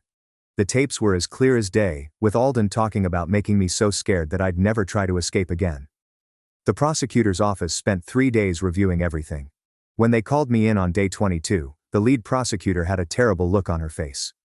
She spread out the evidence on the conference table and informed me that Alden faced substantial prison time for abandonment, stalking, intimidation, conspiracy, fraud, and attempted flight from justice. The recordings alone were sufficient to convict him. But in addition to everything else, she described it as one of the most powerful instances she'd ever handled. I sat there staring at the papers, photos, and transcripts, feeling neither glad nor sad, only empty and tired. That night, Alden's mother called me sobbing so hard that I couldn't hear her words. She continued screaming that she knew Alden was difficult, but prison would ruin him, and could I please drop the charges and return home? She acknowledged she'd always known he struggled with control, but it was just how males in their family were, and I should have been more understanding. I informed her as gently as I could that Alden's decisions had wrecked our marriage and nearly destroyed me, and I couldn't protect him from the consequences of his actions.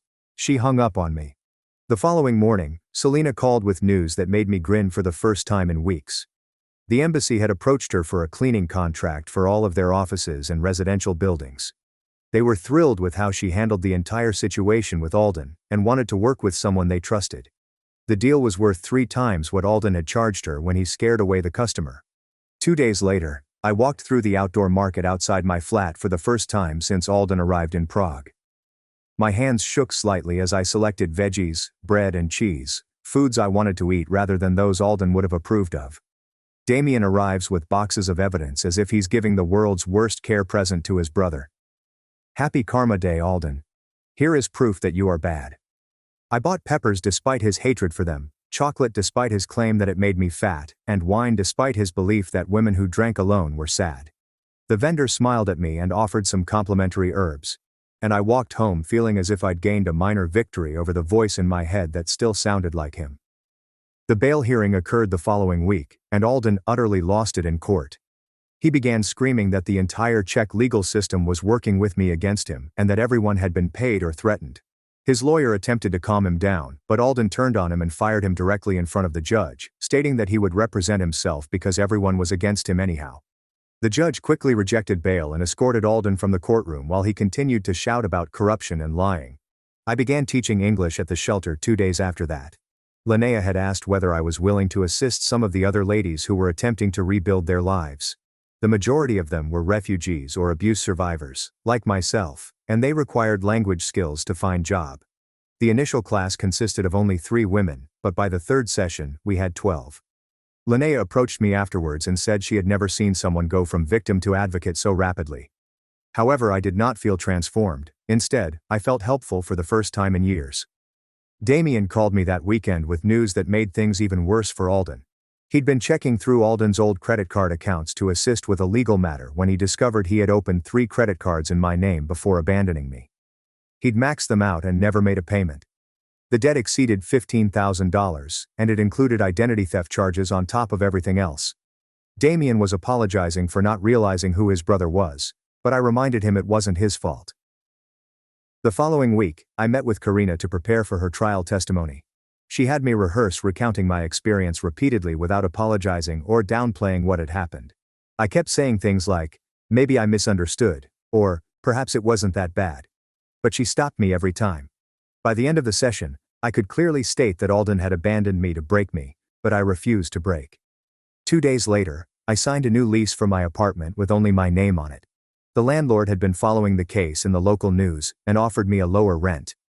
He mentioned that his daughter had been in a bad relationship before, and he was glad to rent to someone who had the fortitude to leave. It was the first legal document that was fully mine since my marriage, and when I signed it, my hand did not shake. Yesterday, a letter arrived from a lawyer Alden had met in jail. The lawyer stated that Alden wanted to offer me everything if I dropped the allegations and told the court it was all a mistake. The letter violated the no-contact rule and added a new charge to his case. The prosecutor referred to it as a gift since it demonstrated Alden's continued inability to grasp or respect legal boundaries, even when in jail. 3 days later, the prosecution called to inform me that Celeste was flying in from America to testify. She had paid for her own flight and wanted to meet me before the trial. We met in a little cafe near Wenceslas Square, where she took out a thick packet of papers. She had emails, text messages, and bank records dating back 15 years that revealed Alden's pattern with her. He had done the same thing to her in 2009, when they were living in Boston, isolated her from friends, controlled the money, and then abandoned her when she sought to find work.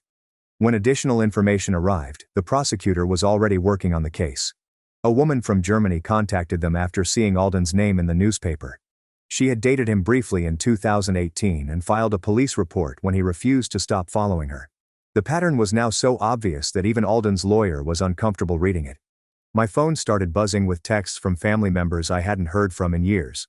My sister Elodie wrote to say she had booked a flight to Prague for next week. My mother called, weeping, stating Alden had been phoning her for months before leaving me. He told her I was unstable, and she believed him. She repeatedly apologized till I had to hang up. Stefan called 2 days later with news that made my stomach plummet. Alden attempted to hang himself in his cell with torn bedsheets. The guards discovered him in time and brought him to the medical wing. His court-appointed lawyer requested a psychiatric evaluation, stating Alden was experiencing a mental collapse. Some others in the support group claimed it was all manipulation, but I couldn't sleep that night. I was wondering if I had pushed too hard by pressing charges. Selena stopped by my flat when she noticed I wasn't eating. She sat with me, reminding me that Alden made his own decisions. She maintained his acts were not my fault, not the desertion, the stalking, or this, but I still felt terrible thinking about him in that jail. The psychological evaluation lasted 3 days, and the results helped me understand things better.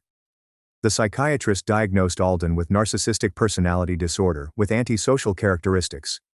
His practice of abandoning and stalking women is likely to continue without strong action. It was not about me, Celeste, or the woman from Germany. It was all about control.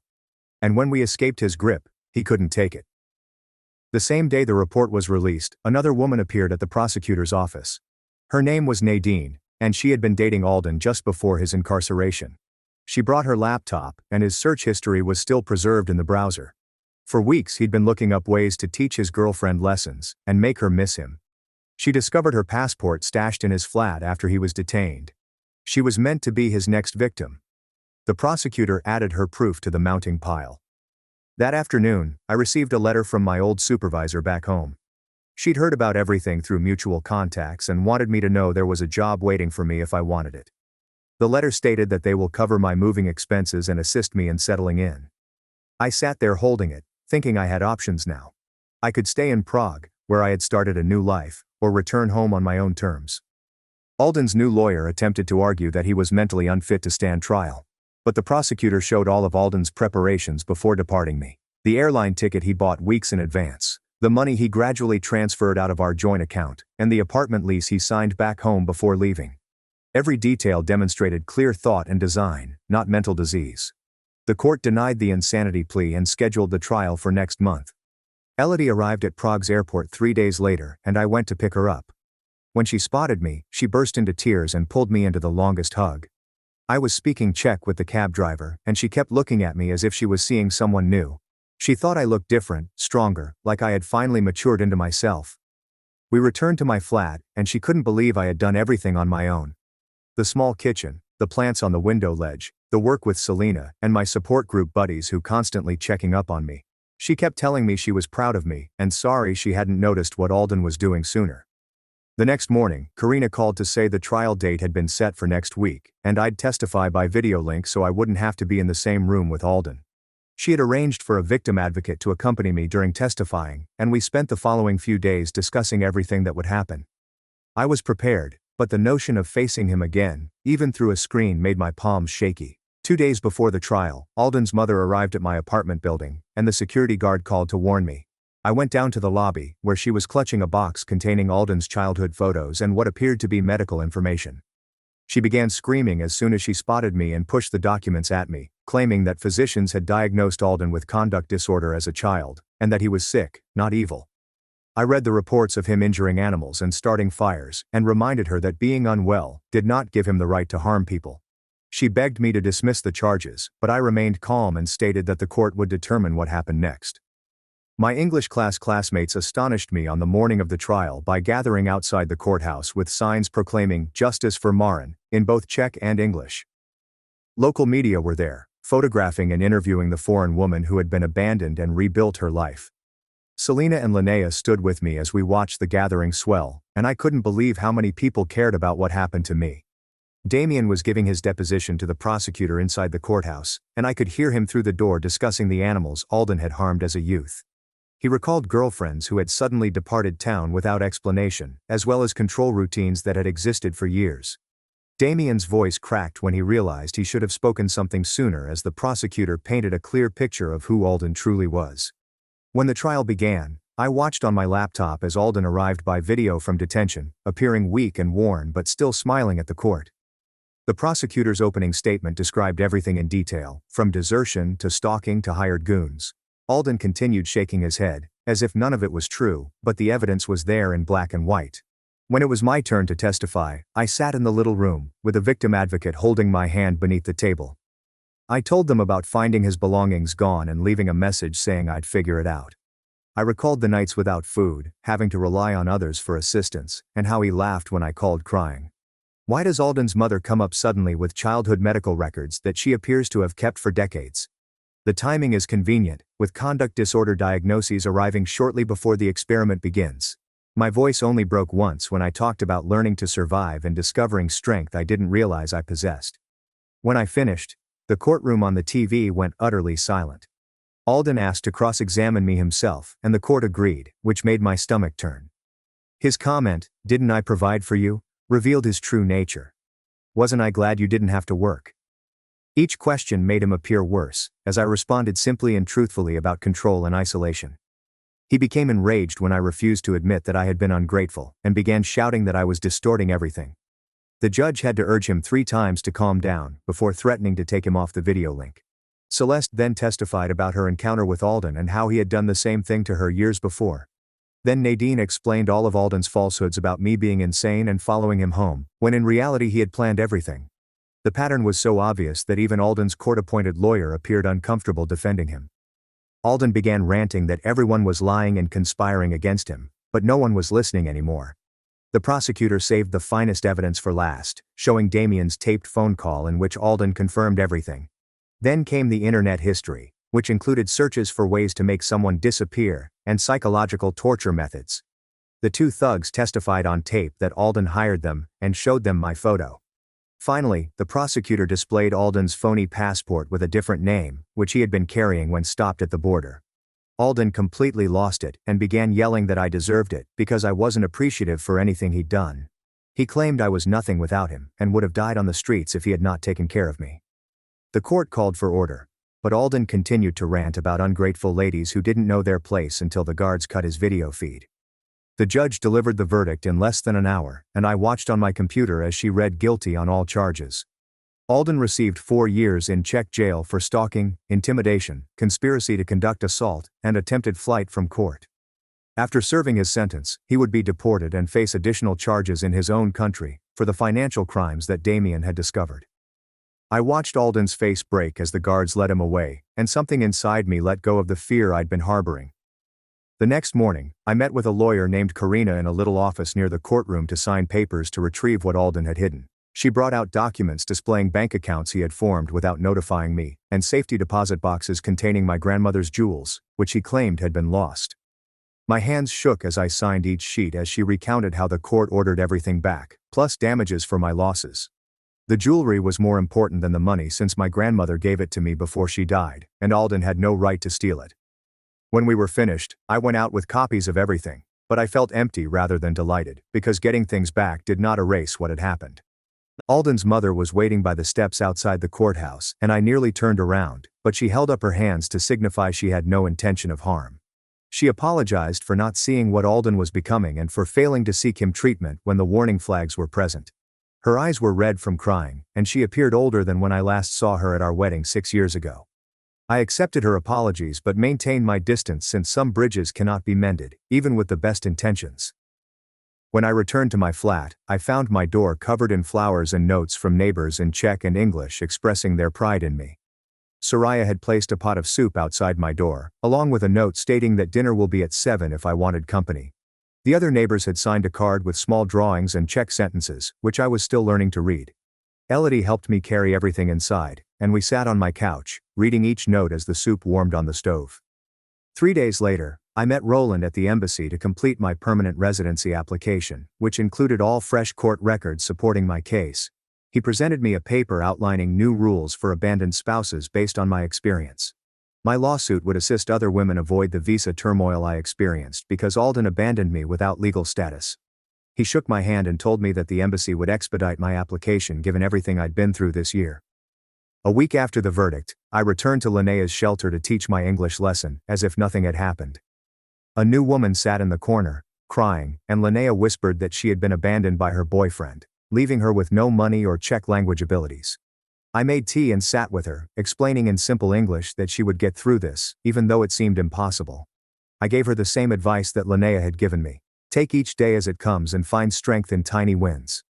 When I told her my story, she squeezed my hand, and I recognized the fear I had felt 6 months before.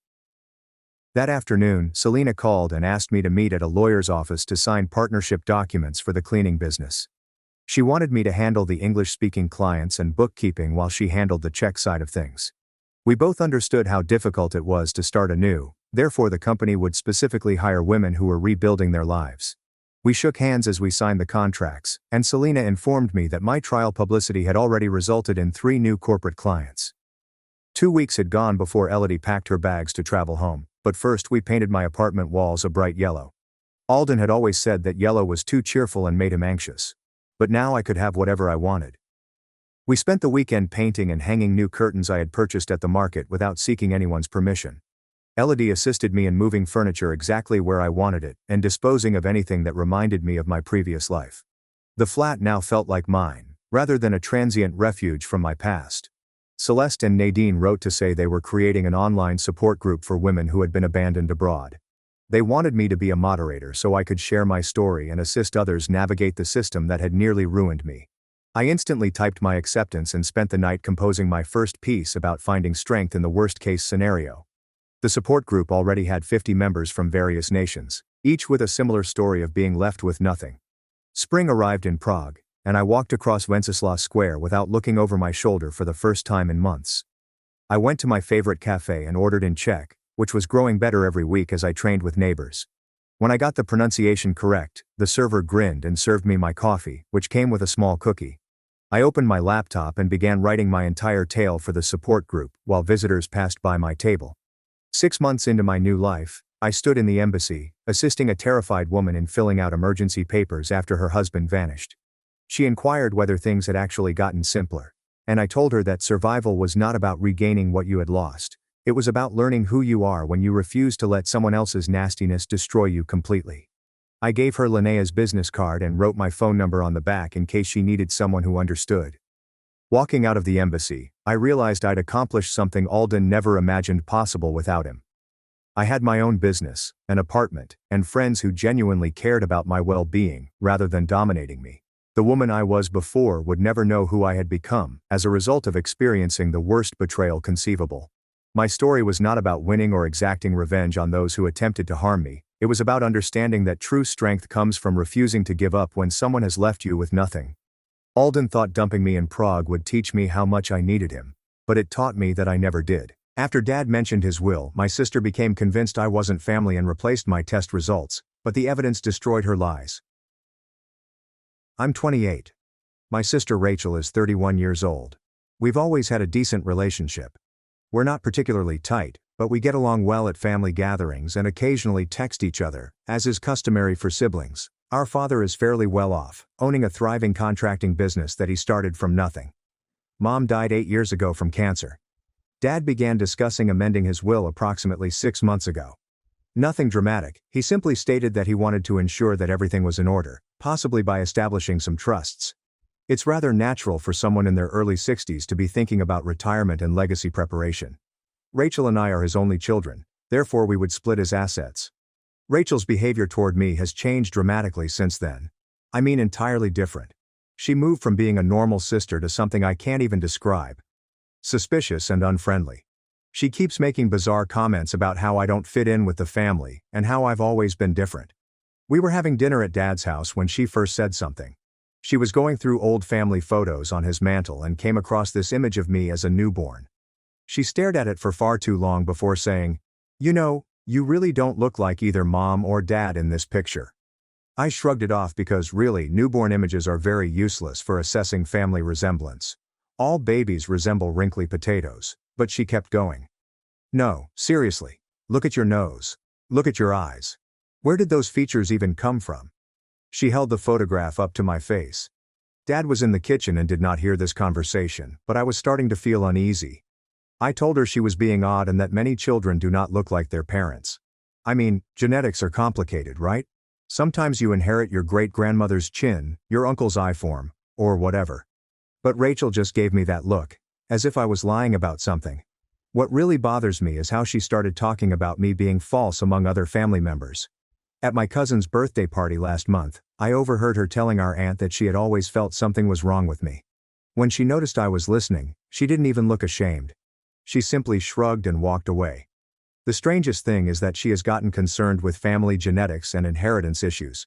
She keeps telling stories about families who found horrific truths through DNA testing. She emailed me 3 separate articles about people discovering they were adopted or had different fathers. She is continuously highlighting how DNA does not lie, and how science can uncover the truth about family links. Last week, she cornered me at Dad's house and asked if I had ever pondered about my biological parents. I was in astonishment and didn't know what to say. I asked her what she meant, and she said she's been thinking about family genetics lately, and how different I am from everyone else in the family. I tried to talk to Dad about Rachel's conduct, but I didn't want to get too detailed because explaining it sounds insane. I just said that Rachel seems worried lately, and has been saying strange things. He claimed he had noticed she had been more intense recently, but assumed it was due to work stress. The thing that is really playing with my head is Rachel's apparent total conviction in whatever hypothesis she has. She doesn't appear to be malicious or attempting to stir up trouble. She appears really persuaded that everyone is keeping a major secret about my parentage from her. But here's something I know for certain. I am Dad's biological child. I have his hands, his chuckle, and his inclination to become enraged at inanimate objects that don't work properly. I have Mom's stubbornness and strange double-jointed thumbs. I resemble both of them in distinct ways. I'm starting to wonder if Rachel is experiencing a mental health crisis. The timing of Dad's will update appears too serendipitous to overlook. Is she so concerned about inheritance that she has convinced herself I am not truly family? Is this a psychological response to Mom's passing that has only recently surfaced? I'm not sure what to do here. Rachel's conduct is becoming more intense, not less. She began making statements about DNA testing and uncovering the truth in front of Dad. He just laughs it off, but I can tell he is beginning to sense something is up with her. Any guidance would be greatly appreciated since I am utterly confused here. Update 1. So, remember how I mentioned she was obsessed with DNA testing and family genetics? So she's chosen to turn her hobby into a family pastime. Rachel arrived at Dad's place a few days after my initial post with her presentation on genealogy and family history. She'd printed out articles on DNA testing, family tree research, and genetic genealogy. She sold it as a fantastic bonding activity in which our entire extended family could help create a thorough family tree using DNA analysis. Her presentation was actually quite impressive. She had investigated various testing businesses, evaluated their accuracy rates, and examined their databases for genealogy information. She discussed how we may connect with distant relatives, identify family migration trends, and possibly answer some family mysteries regarding our great-great-grandparents. Dad became immediately fascinated. He is fascinated by family history and has long desired to trace our ancestors. Rachel had done her homework and knew precisely how to pique his interest. She discussed how we could identify ties to historical individuals or learn about family relatives who immigrated from Europe. But this is what made my skin crawl. Rachel insisted that everyone contribute to the project's success. She explained that DNA comparisons would only be useful if we had samples from numerous generations and family branches. She also underlined the importance of both Dad and I participating because we are the direct male bloodline. She made it sound really fair and scientific. She continued to discuss how DNA testing has improved to the point where it may disclose astonishing insights about family links and genetic inheritance patterns. She described how some families uncovered famous forebears or found kin they had no idea existed. The most deceptive part was how she packaged it as a gift for Dad. She stated that she intended to make this gorgeous family tree as a surprise for his next birthday, replete with DNA analysis and historical study. She presented it as a thoughtful, kind gesture from a daughter who wished to honor her father's interest in family history. Dad ate it thoroughly. He began talking about how much Mom would have enjoyed this endeavor and how wonderful it would be to finally have answers to some of the gaps in our family knowledge. He quickly agreed to participate and began contacting other relatives to get them engaged. Rachel handled it very smoothly. She oversaw all logistics, ordered all of the test kits, and worked with family members. She appointed herself project manager and insisted on personally collecting all samples to ensure appropriate handling and delivery to the lab. Within a week, Mom had secured pledges from Dad, me, our 2 aunts, 3 cousins, and Dad's elderly uncle. Everyone was enthusiastic about the initiative. Our aunt even began going through old photo albums and paperwork to help with the study. But I understand what this is all about. Rachel is not interested in genealogy or family history. She is attempting to establish that I am not Dad's biological child. She is confident that when all of the DNA results are returned, mine will reveal that I am not genetically linked to the rest of the family. Instead of making straightforward allegations or confronting me privately, she devised this plot to make her look like the thoughtful, organized daughter while putting me in a situation where I can't refuse to participate without appearing suspicious. If I object to the DNA test, it will appear like I have something to hide. If I point out that Rachel's true purpose is to prove I'm adopted, I'll appear paranoid and defensive. She has driven me into a hole, and my only alternative is to go ahead with her plan and hope that the DNA findings definitively disprove her adoption claim. The worst part is seeing Dad become passionate about this idea. He has been calling me every few days to offer new information Rachel has discovered about genealogy research, or to discuss prospective familial links we may find. He has no idea that his daughter is using his interest in family history to try to prove that his son is not his biological son. I keep reminding myself that this will backfire spectacularly when the DNA results show that I am clearly Dad's child. Rachel will have to admit that her adoption notion is absolutely incorrect, and hopefully she will cease this preoccupation. Update 2. Rachel was in charge of coordinating everything, so the DNA test kits came at her apartment. She texted our family group chat that she had received all of the test kits and will distribute them so that everyone could submit samples. She explained that she wanted to gather them all at once and send them to the lab as a batch to ensure that they were processed together. I was scheduled to see her yesterday to pick up my kit, but I had to reschedule due to a business situation. I texted her that I'd come by today instead and get it. She said that was all right, and she'd leave it with her roommate if she wasn't home. I drove over to Rachel's apartment this afternoon. Her roommate allowed me in, and explained that Rachel was running errands but had left my test kit on the kitchen counter. There were 2 test kits on the kitchen countertop. So I took one and was about to go when I realized the box had already been opened. That looked strange because these kits are supposed to remain sealed until you're ready to utilize them. I opened the box to ensure everything was inside. And that's when I noticed that someone had already spit in the saliva collection tube. I stared at this tube for about 5 minutes, trying to figure out what I was seeing. The collection tube was supposed to be empty when I got it. I was meant to spit into it, seal it, and submit it to the lab, but the tube already had saliva. My first assumption was that Rachel had mistakenly handed me someone else's completed kit. Perhaps she messed up the boxes and gave me a relative's sample by mistake. But then I glanced through the documentation in the box, and it was evident that my name was on every form. That's when it struck me. Rachel planned to submit someone else's DNA sample under my name. I quickly called her to find out what was going on with my test kit. She seemed perplexed and asked what I meant. I told her that the collecting tube already contained saliva and that the form had my name on it, and there was a long quiet on the phone. Then she laughed and said it was all a joke. She explained that she was testing me to see if I would notice, and she was impressed that I did. She claimed she had filled the tube with her own saliva as a hoax and that she had my actual test kit waiting for me. I told her it wasn't humorous, that tampering with DNA samples was not a joke. She insisted it was all in good fun. When I came home, I thought about it again. I contacted her back and demanded to know whose DNA was in the collection tube. She tried to shrug me off again, but I persisted. Finally, she admitted to asking her friend Clara to supply the sample. Clara is Rachel's co-worker, and I've met her maybe twice at Rachel's events. She is not related to our family in any way. If Clara's DNA was submitted under my name, the findings would reveal no genetic tie with Dad or any of our other relatives. I questioned Rachel directly why she would do this. Why would she try to submit another person's DNA under my name? What did she hope to accomplish? That's when she stopped pretending it was a joke. She claimed she needed to know the truth about my parentage and was defending Dad's interests.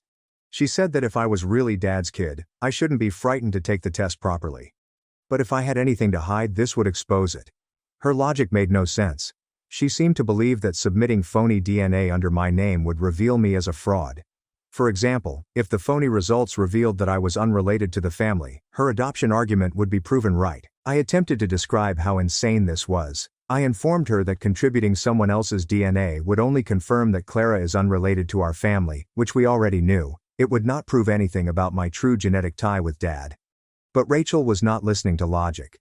She insisted that I was hiding something, and that my reaction to her plan demonstrated my fear of the truth. She explained that if I was indeed Dad's biological son, I should have no trouble taking the DNA test legally. I assured her that I would take the test officially, but that I wanted a fully fresh kit that she had never handled. I stated that I would order my own test directly from the lab and submit it myself to ensure there was no tampering. Rachel became enraged and accused me of being paranoid and sabotaging the family genealogical effort.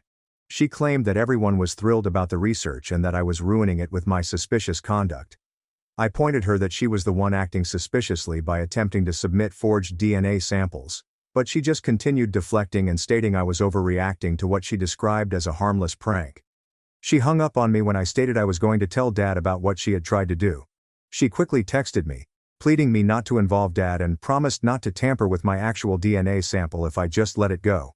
I will not let this go. Rachel attempted to commit fraud by submitting someone else's DNA in my name. This goes much beyond bizarre suspicions regarding my parentage. I ordered my DNA test kit directly from the lab today. I'll submit an authentic sample and receive legitimate findings that indicate I'm Dad's kid. This is far worse than I expected. Update 3. The DNA results came back, and I am absolutely Dad's biological child. But Rachel's reaction to this proof has been utterly insane, and I'm beginning to worry about her mental health. I received my findings first because I ordered my individual kit directly from the lab while Rachel was still planning the family batch testing. My results were exactly what I expected: a 50% genetic match with Dad, unambiguous genetic ties with our aunts and cousins, and European ancestry that matches our known family background. Everything fit perfectly with what you'd expect from someone who is clearly a member of this family. I was genuinely relieved to hear scientific confirmation of something I'd never questioned. I hoped that this would finally put a stop to Rachel's odd adoption conspiracy and allow us to move on from the whole fiasco. I decided to show Rachel the results before telling the rest of the family. I believed this would offer her a chance to admit her mistake and perhaps apologize for all the allegations and sabotage attempts. This was a mistake. When I showed Rachel my DNA results, she stared at them for a long time, saying nothing. She then began asking extensive questions regarding the testing process. Where did I order the kit? How did I submit my sample? Was I sure the lab didn't mix up the samples? Had anyone else handled my testing kit?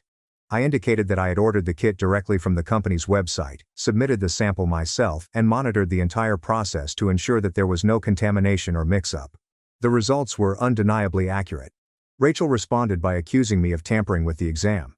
She argued the results couldn't be valid because she knew I wasn't Dad's biological child. She insisted that I had found a technique to manipulate the testing procedure. I asked her what evidence she had for believing I wasn't Dad's son, and she began listing utterly random things. She mentioned that I held my fork differently than Dad does. She claims my laugh sounds forced when I'm among relatives, and she believes I've always been too eager to fit in with the family, proving I don't truly belong. This is absolutely crazy reasoning. She's transforming ordinary human behaviors into evidence of a huge deceit about my parentage. But things get worse. Rachel has decided that everyone in the family should retake their DNA testing at a separate facility. She claims she does not trust the company we employed and believes we should seek independent verification of the data from a separate testing provider. She has been calling family members individually to offer her concept. She explains that DNA testing might be unreliable and that results should be confirmed by various labs. The most manipulative aspect is how she frames things for Dad. She is not telling him that she believes I am adopted or that she attempted to sabotage my original test. Instead, she presents herself as a meticulous researcher who wants to ensure that our family genealogical project contains the most accurate information available. Dad believes this is reasonable. He is unaware of Rachel's adoption notion or sabotage attempt. So to him, this appears to be Rachel's meticulous approach to the genealogy effort. He consented to take another test and invited other family members to take part in the expanded investigation. Rachel has already bought additional test kits from another company. She's organizing the collecting procedure again, which makes me worried after her prior sabotage attempt. But this time, I'll make sure Dad is present when I give my sample, and I'll photograph the sealed kit to record the chain of custody. The irritating part is that I know the new results will only confirm what we already know. I will take the test as Dad's biological child again since that is who I am. However, Rachel appears to be sure that a separate lab will generate results that support her adoption theory. I'm starting to suspect Rachel has developed some sort of mental disorder centered on my parentage. She developed this conspiracy hypothesis and now rejects any information that contradicts it. When reality doesn't fit her views, she concludes that reality must be incorrect. I am tempted to tell Dad everything, but I'm afraid he will not believe me. Rachel's behavior appears so sensible on the surface that my charges may sound like psychotic babbling. She's also been careful not to express her adoption hypothesis in front of Dad explicitly. I believe my best plan is to proceed with a second round of testing and allow the data to speak for themselves. When the new lab certifies that I am Dad's biological child, Rachel will have to confront the truth that multiple independent tests have yielded the same result. This entire scenario has progressed from bothersome to actually concerning. I'm not only dealing with sibling rivalry or inheritance concern anymore, I believe Rachel is experiencing a psychiatric crisis and is obsessed with showing that I am not a member of the family. Update 4: I told Dad everything, and Rachel is no longer in my life. This entire thing has erupted in ways I never expected, and I'm honestly grateful it's finished. The second set of DNA tests yielded identical results as the first round. It's shocking, I know. I am still Dad's biological son, genetically connected to all of our relatives, and have the same heritage markers. The findings were basically photocopies of my first test. When Rachel was presented with identical data from 2 independent labs, I expected her to finally accept reality, but she doubled down more than ever. She immediately began investigating DNA testing accuracy rates, discovering some obscure reports on laboratory failures.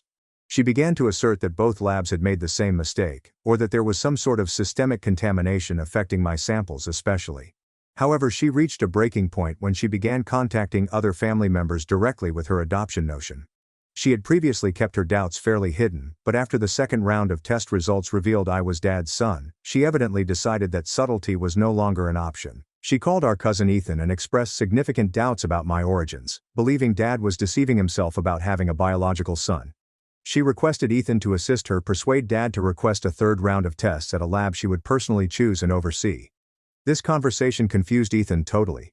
He immediately called Dad and informed him that Rachel appeared to be having a breakdown regarding family DNA and making odd assertions about me being adopted. Dad called me soon away and asked what the heck was going on. I realized I couldn't keep Rachel from acting out anymore. She had graduated to involve extended family in her delusions, and Dad deserved to know what his daughter was up to. I told him everything. Her months of suspicious comments and adoption implications, as well as her manipulation of the family genealogy project, were all attempts to reveal my alleged false paternity. Dad listened to the entire thing in total quiet. When I continued, there was a lengthy pause, and then he replied, "She's been trying to prove you're not my son." Why would she do that? I told him it was related to his will update, and Rachel appeared to be attempting to remove me from his inheritance. Dad became very silent and stated that he needed to speak with Rachel immediately. The confrontation with Rachel did not go well. Dad summoned her to his house and asked her directly whether she was doubting my parentage and attempting to prove I was adopted. Rachel initially denied it, but when Dad brought up the DNA test sabotage and her calls to family members, she felt there was no use in lying any longer. She revealed that she didn't believe I was Dad's biological son and had been trying to prove it for months. She claimed she was protecting Dad's interests and ensuring his inheritance went to his legitimate child. She stated she was doing this out of love and loyalty to her father. Dad asked her what possible evidence she had for believing I wasn't his kid, and Rachel began repeating the ludicrous remarks she had made with me. She also recounted some childhood recollections that she said were incompatible with me being his biological kid. Dad told her that her proof was utterly ludicrous and that she was attempting to destroy her brother's connection with his family based only on obsessive assumption. He stated he was ashamed of her actions and couldn't understand how she had convinced herself to be so nasty. Rachel burst into tears and insisted that she was correct about me, that the DNA tests were inaccurate, and that Dad was duped. She asked him to conduct one more round of testing at a lab that she would personally verify and oversee. That's when Dad lost his cool. He told Rachel she was insane and that her fixation with proving I wasn't his son had irreparably harmed our family. He said he couldn't trust her anymore and didn't want her around until she sought professional therapy for whatever psychiatric issues were causing her conduct. Rachel left Dad's place that day and has not communicated with either of us since. She has disabled my phone number and social media accounts. She's also supposedly blocked Dad because he claims his calls go directly to voicemail and his texts aren't delivered. Dad continued questioning why I hadn't notified him about Rachel's behavior sooner, and I answered that I hoped she'd come to her senses and didn't want to generate family turmoil over what appeared to be momentary paranoia. But Dad said he was relieved I finally told him the truth because Rachel's behavior had been escalating and may have become worse if left uncontrolled. Dad is determined that Rachel requires professional psychological assistance before he can consider having a relationship with her again. He has told her, through other family members, that he will pay for therapy if she is prepared to address whatever is driving her to this conduct, but that he will not allow any further contact until she admits that her adoption hypothesis was delusional. As for me, I'm done with Rachel for good. I don't care if she seeks assistance or admits she was wrong. She spent months attempting to undermine my bond with my father and separate me from my own family. She attempted fraud by submitting phony DNA samples in my name. She enlisted extended family members in her campaign against me. Dad has told me he is reconsidering several aspects of his estate planning. He won't give me any information, but I believe Rachel's inheritance status has changed dramatically. He has stated that trust and loyalty are significant variables in how he views family legacy. I understand that some people believe I should forgive Rachel if she seeks assistance and apologizes, but I am not interested in reconciliation. Certain betrayals are too basic to overcome. She attempted to erase me from my own family. That's not something I can get over. My parents skipped my wedding because I married before my perfect sister. Now their perfect family image is finally crumbling. After being together for 4 years, I, 32F, got married 8 months ago. Except for my sister Malene, 30F, and my parents, everyone went to the wedding. My parents' decision to skip the event was startling, but I wasn't overly shocked by my sister's absence because we've never really gotten along. However, considering our past, I should have anticipated it. I'll give you some background on our family's dynamics. I can't completely blame my parents for constantly favoring my sister over me. Throughout her life, she has been exceptionally good at almost everything. She was the center of attention in every room she visited as soon as she could walk. She won every spelling bee, science fair, and talent show in elementary school. Class president, valedictorian, and prom queen were all very much the same in high school. Tall, slender, and attractive enough, she pursued modeling while in college before concentrating on her business degree. She got her first modeling job during her sophomore year, and I can still remember it. To celebrate, my parents invited all of our family members and her friends to a lavish party. Her first professional headshot was framed and hung in our living room, where it remains to this day, directly above the fireplace. The same year I received my degree in computer science, they merely murmured, "Well done," and resumed organizing Malene's next photo session. She immediately climbed the corporate ladder after graduating and landing a job at a prominent company. She already has a corner office and a corporate car at the age of 30, making her a senior executive. In the meantime, I work for a respectable computer company as a mid-level software developer. Although I'm pleased with my work and it's a decent profession, it's not the type of employment that makes parents boast in front of the family. In addition, I'm bigger and shorter than my sister.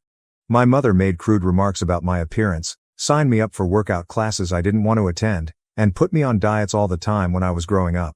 She would say, "Malene never struggles with her weight." Or, "You could look as nice as your sister if you just put in a little more effort." Even though I had learned to ignore these remarks by high school, they had an impact. Over the years, I've accepted these distinctions. I ultimately came to terms with the fact that my parents never took as much delight in my accomplishments as they did in Malene's. What was my option? I tried to get their approval for years by attending classes they recommended, joining clubs they encouraged, and even attempted modeling for a short time, a failure my sister never lets me forget. However, nothing was ever sufficient. I was merely the second daughter, and they were completely enamored with my sister's achievements. I gave up attempting to impress them sometime in my mid-20s. I concentrated on creating my own life, growing professionally on my own terms, and forming bonds with individuals that respected me for who I am. To be honest, following that, things have improved. Knowing that my parents were constantly concerned about maintaining appearances, I kept my interactions with them superficial in order to prevent conflict. During our mandatory Christmas meals and sporadic family get-togethers, I would nod and grin while they raved about Malene's most recent job, lover, or vacation spot. Since they had Malene to swoon over, they didn't seem to notice my emotional distance. Then, at a computer conference, I ran upon my spouse through a mutual friend. He noticed me, actually saw me, unlike my family. He liked my dry sense of humor, my ability to code, and yes, even my body type, right from the beginning. He never once said I should change or make comparisons to other people. He proposed to me after 4 years of dating when we were alone at home, enjoying takeaway and our favorite TV in the background. It was flawless. Naturally, I told my folks that I was engaged last year. My first clue should have been their response. There was no congratulation, only stillness. My mother then questioned whether I was certain I wanted to jump right in and recommended that I might want to improve my physical condition before the wedding. My father didn't say much at all. During the engagement party, my husband noted their odd reaction, which I was too anxious to fully comprehend at the time. They crouched over my mother's phone in a corner for the majority of the evening. My husband then informed me that he had heard them talking to Malene on the phone, who was clearly crying. They were talking about how this wasn't the plan, and how they never expected Rebecca to get married first, according to what he vaguely heard. There were some minor setbacks during the wedding planning process. Despite not even being engaged at the time, My mother had already made many wedding Pinterest boards for Malene and was not interested in assisting me in selecting a dress or location.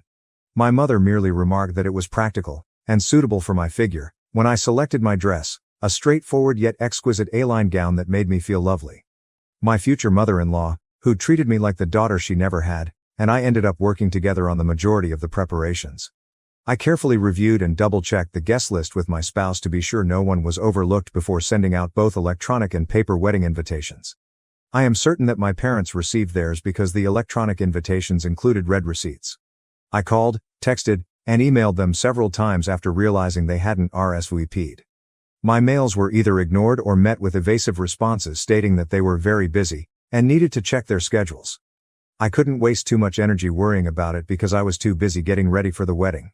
My in-laws were incredibly helpful, offering assistance with everything from seating maps to floral arrangements. Even at the lovely bridal shower hosted by my husband's sister, the painfully obvious absence of my own family was never brought up. Even though my parents weren't there, the wedding day itself was beautiful. We held a laid-back afternoon celebration after the morning wedding in a garden setting. Everyone was right when they said we looked so content and in love. But there were times when their absence felt like a physical anguish, such as when I saw the front row seats empty or at the father-daughter dance that I was not able to attend. I sought answers after the honeymoon and wedding.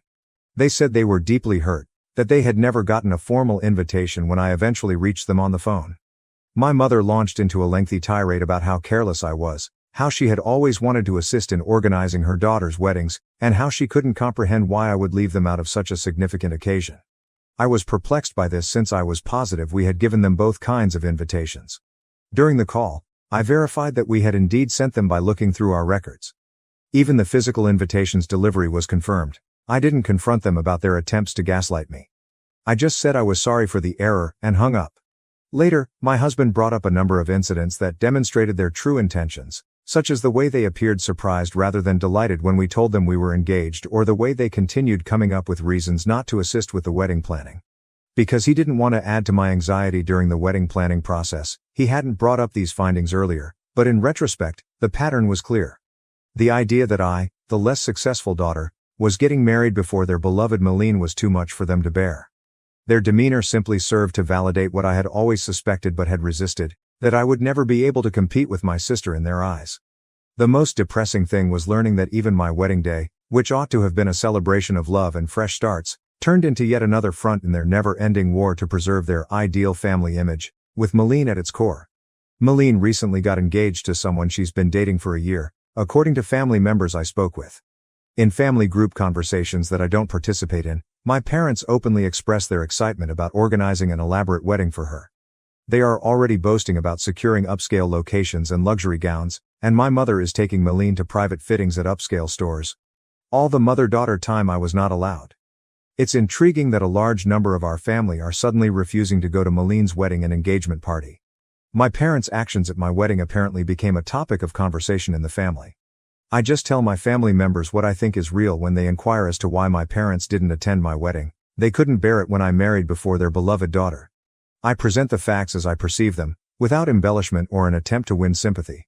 My parents got in touch with me a few days ago and accused me of purposefully attempting to spoil Malene's wedding. According to their claims, the relatives they have spoken to are using reasons to avoid going to any of her wedding-related festivities. My cousin, to whom my sister vented, informed her that people are reluctant to come because they have heard about my parents' treatment of me. My parents claim that because I'm envious of my sister's impending lavish wedding, I'm spreading false stories. The problem is that I'm only telling folks the truth about what happened. Perhaps they should consider their conduct instead of blaming me for the results if the truth makes them appear terrible. As things continue to change, I'm finding it harder and harder to keep up the appearance of a relationship with my parents. Their behavior during my wedding finally made it clear to me that I would never be sufficient for them, regardless of what I did. Their absence at my wedding is no longer the most difficult aspect. It's coming to terms with the fact that I never had the kind, encouraging parents I always desired. I'm concentrating on creating a life with someone who genuinely appreciates me for who I am right now, but I'll keep you updated if anything important changes. First update: since my last post, which was 2 weeks ago, a lot has transpired. I ultimately made the decision to speak with my parents face-to-face over their actions at my wedding and their current charges that I ruined my sister's special day after reading your encouraging remarks. I felt it was time to put everything on the table when they began texting me about their tarnished family history. My parents quickly started making accusations during our phone call, saying that I was jealous of Malene and had planned the entire thing. I did something I had never done before.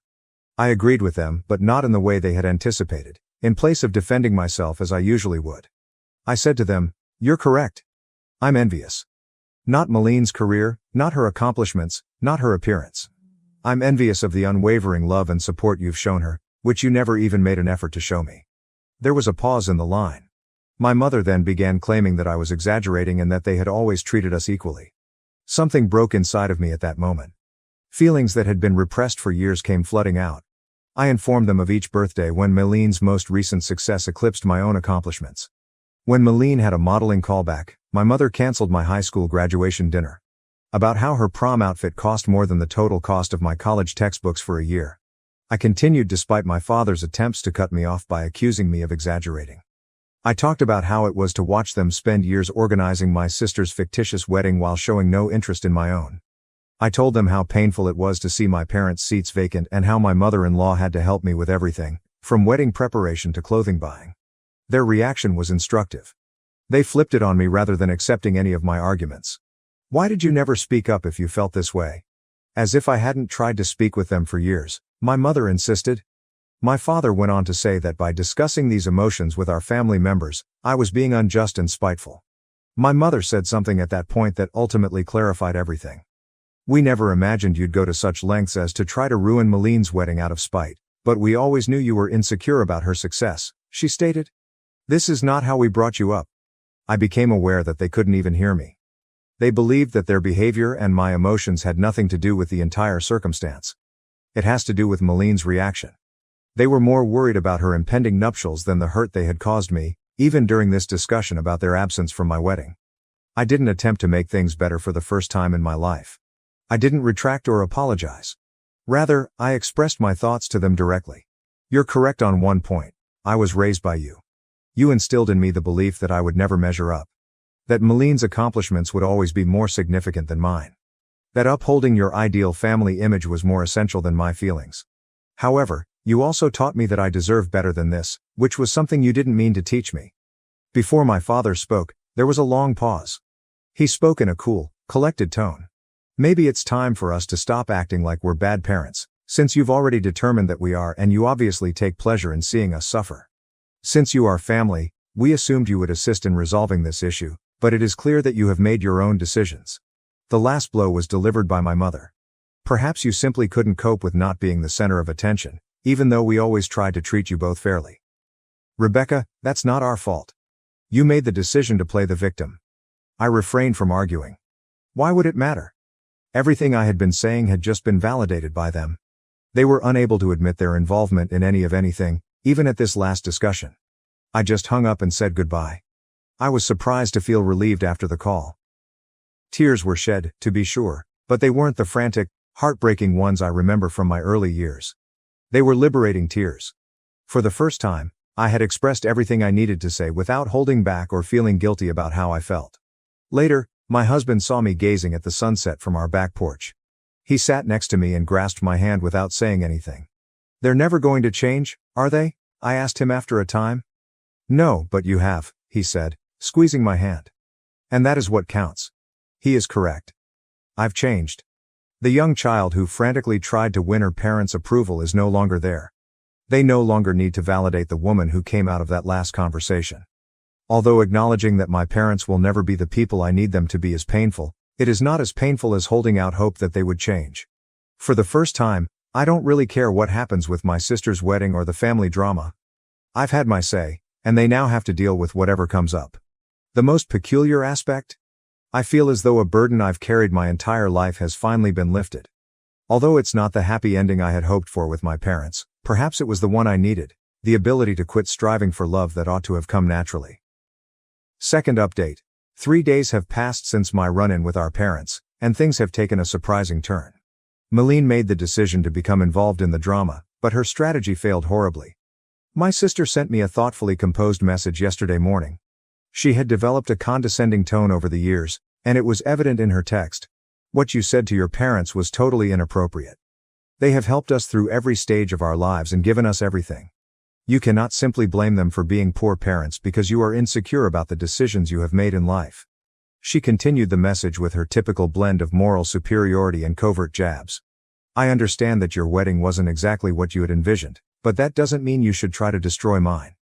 There's nothing wrong with wanting a celebration that honors those of us who have put in a lot of effort to meet specific standards. Rebecca, not everything needs to be a contest.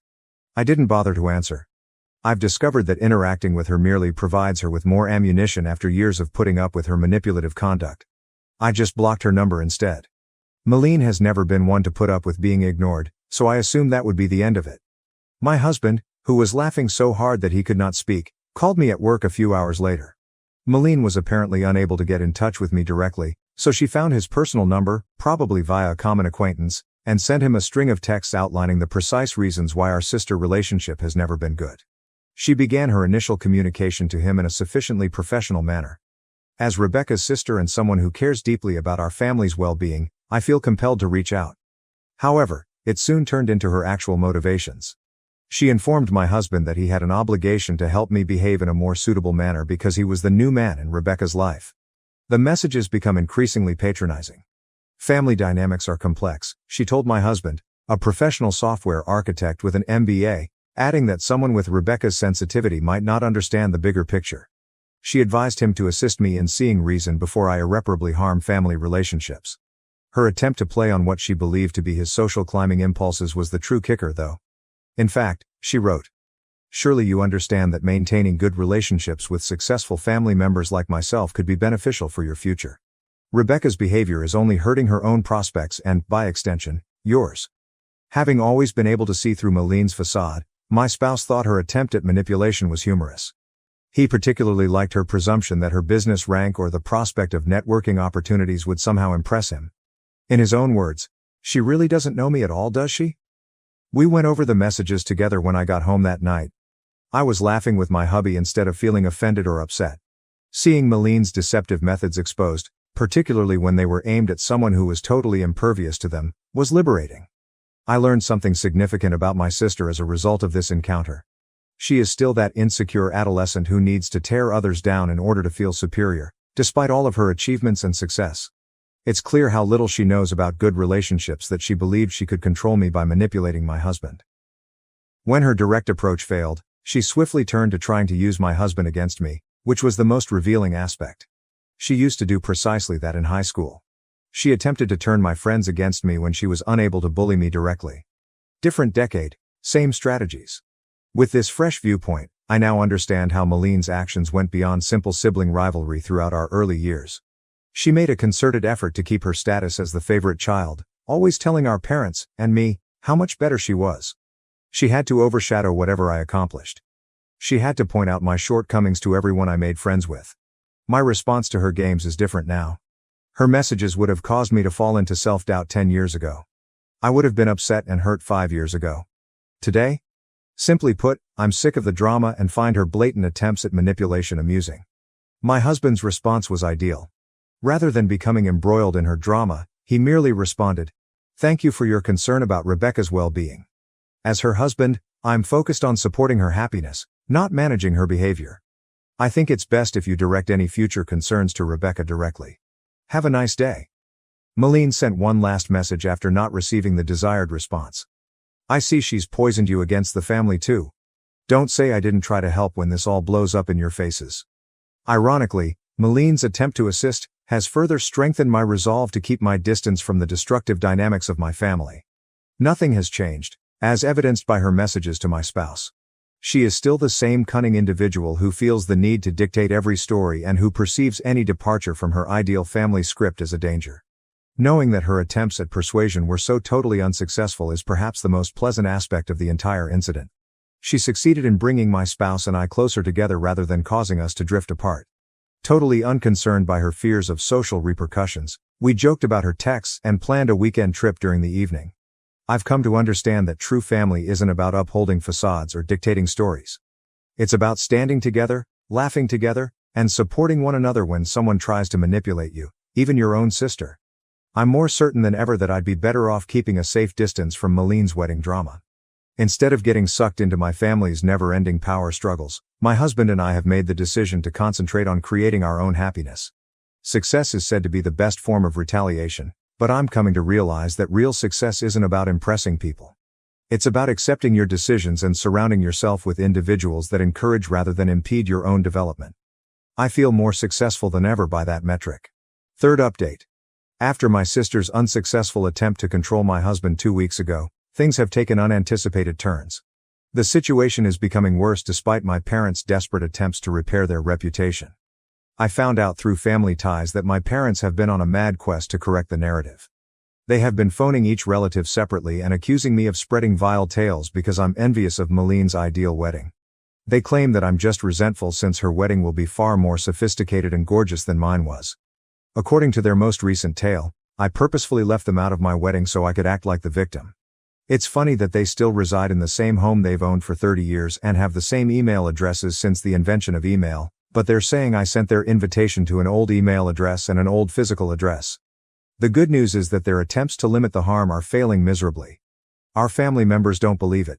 Actually, a number of family members have shared their personal accounts of my parents' history of partiality.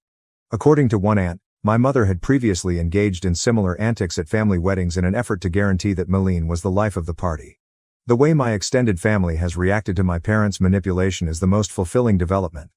Important family members, some of whom were expected to have significant parts in the event, have stopped supporting Maline's wedding. They may no longer have access to the exclusive location they were able to get through family ties. Even a family friend's luxury garment business has unexpectedly experienced scheduling conflicts. At a family get-together last weekend, things reached a breaking point. It seems that when someone naively inquired about my wedding pictures, my mother became upset. Out of jealousy, she started a defensive tirade about how I had changed after getting married and was attempting to destroy the family.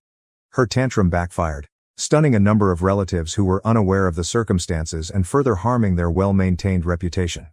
It's especially ironic that my parents' frantic efforts to maintain their ideal family facade are the reason it's falling apart.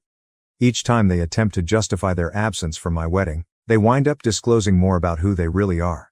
People are becoming more aware of their deception the more they attempt to portray me as the bad guy. Family members are now picking sides after previously remaining impartial. Recently, even my father's brother, who had always kept silent to maintain harmony, apologized for not speaking up sooner about how they treated me. He has made the decision not to go to any of Maline's wedding-related festivities with his family.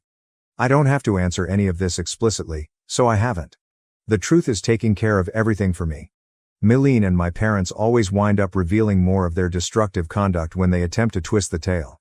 It comes out that all those years of remaining silent and putting up with their treatment in an effort to keep the peace was really just a way of allowing their actions. My husband said it in the best possible words. They constructed a facade of the ideal family over many years, but it was based on emotional manipulation and partiality. Eventually, it was going to fall apart. I'm doing better than ever, personally. I no longer have to worry about attempting to win my parents' approval. The stress of controlling Maline's emotions has subsided. I'm not concerned about upholding their ideal family image for the first time in my life.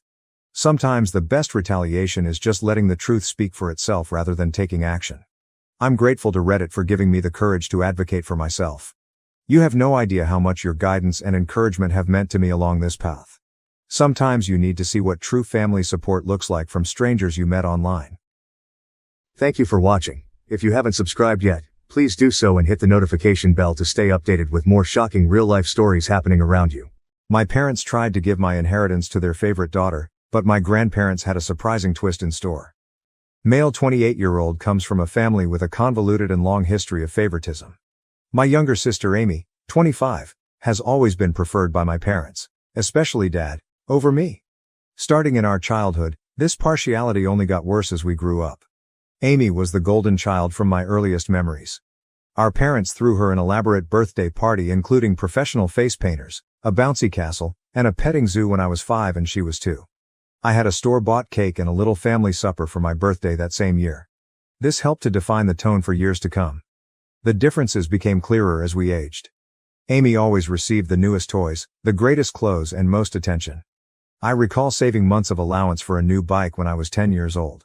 Amy wanted one too, hence she had a fit when she saw it. Rather of educating her about waiting or saving, my parents went right out and got her an even nicer bike than mine. Another arena where the bias was evident was school. Amy's parents attended all of her school functions, while they usually missed mine. I took front stage in the school play in 4th grade. I practiced for weeks, driven by great enthusiasm. My parents arrived an hour late on the night of the play, therefore missing my major scene. They were consoling Amy after she complained of stomachache. She was good later on, they had simply lost count of time playing with her. Regarding academics, nothing I ever appeared to do seemed sufficient.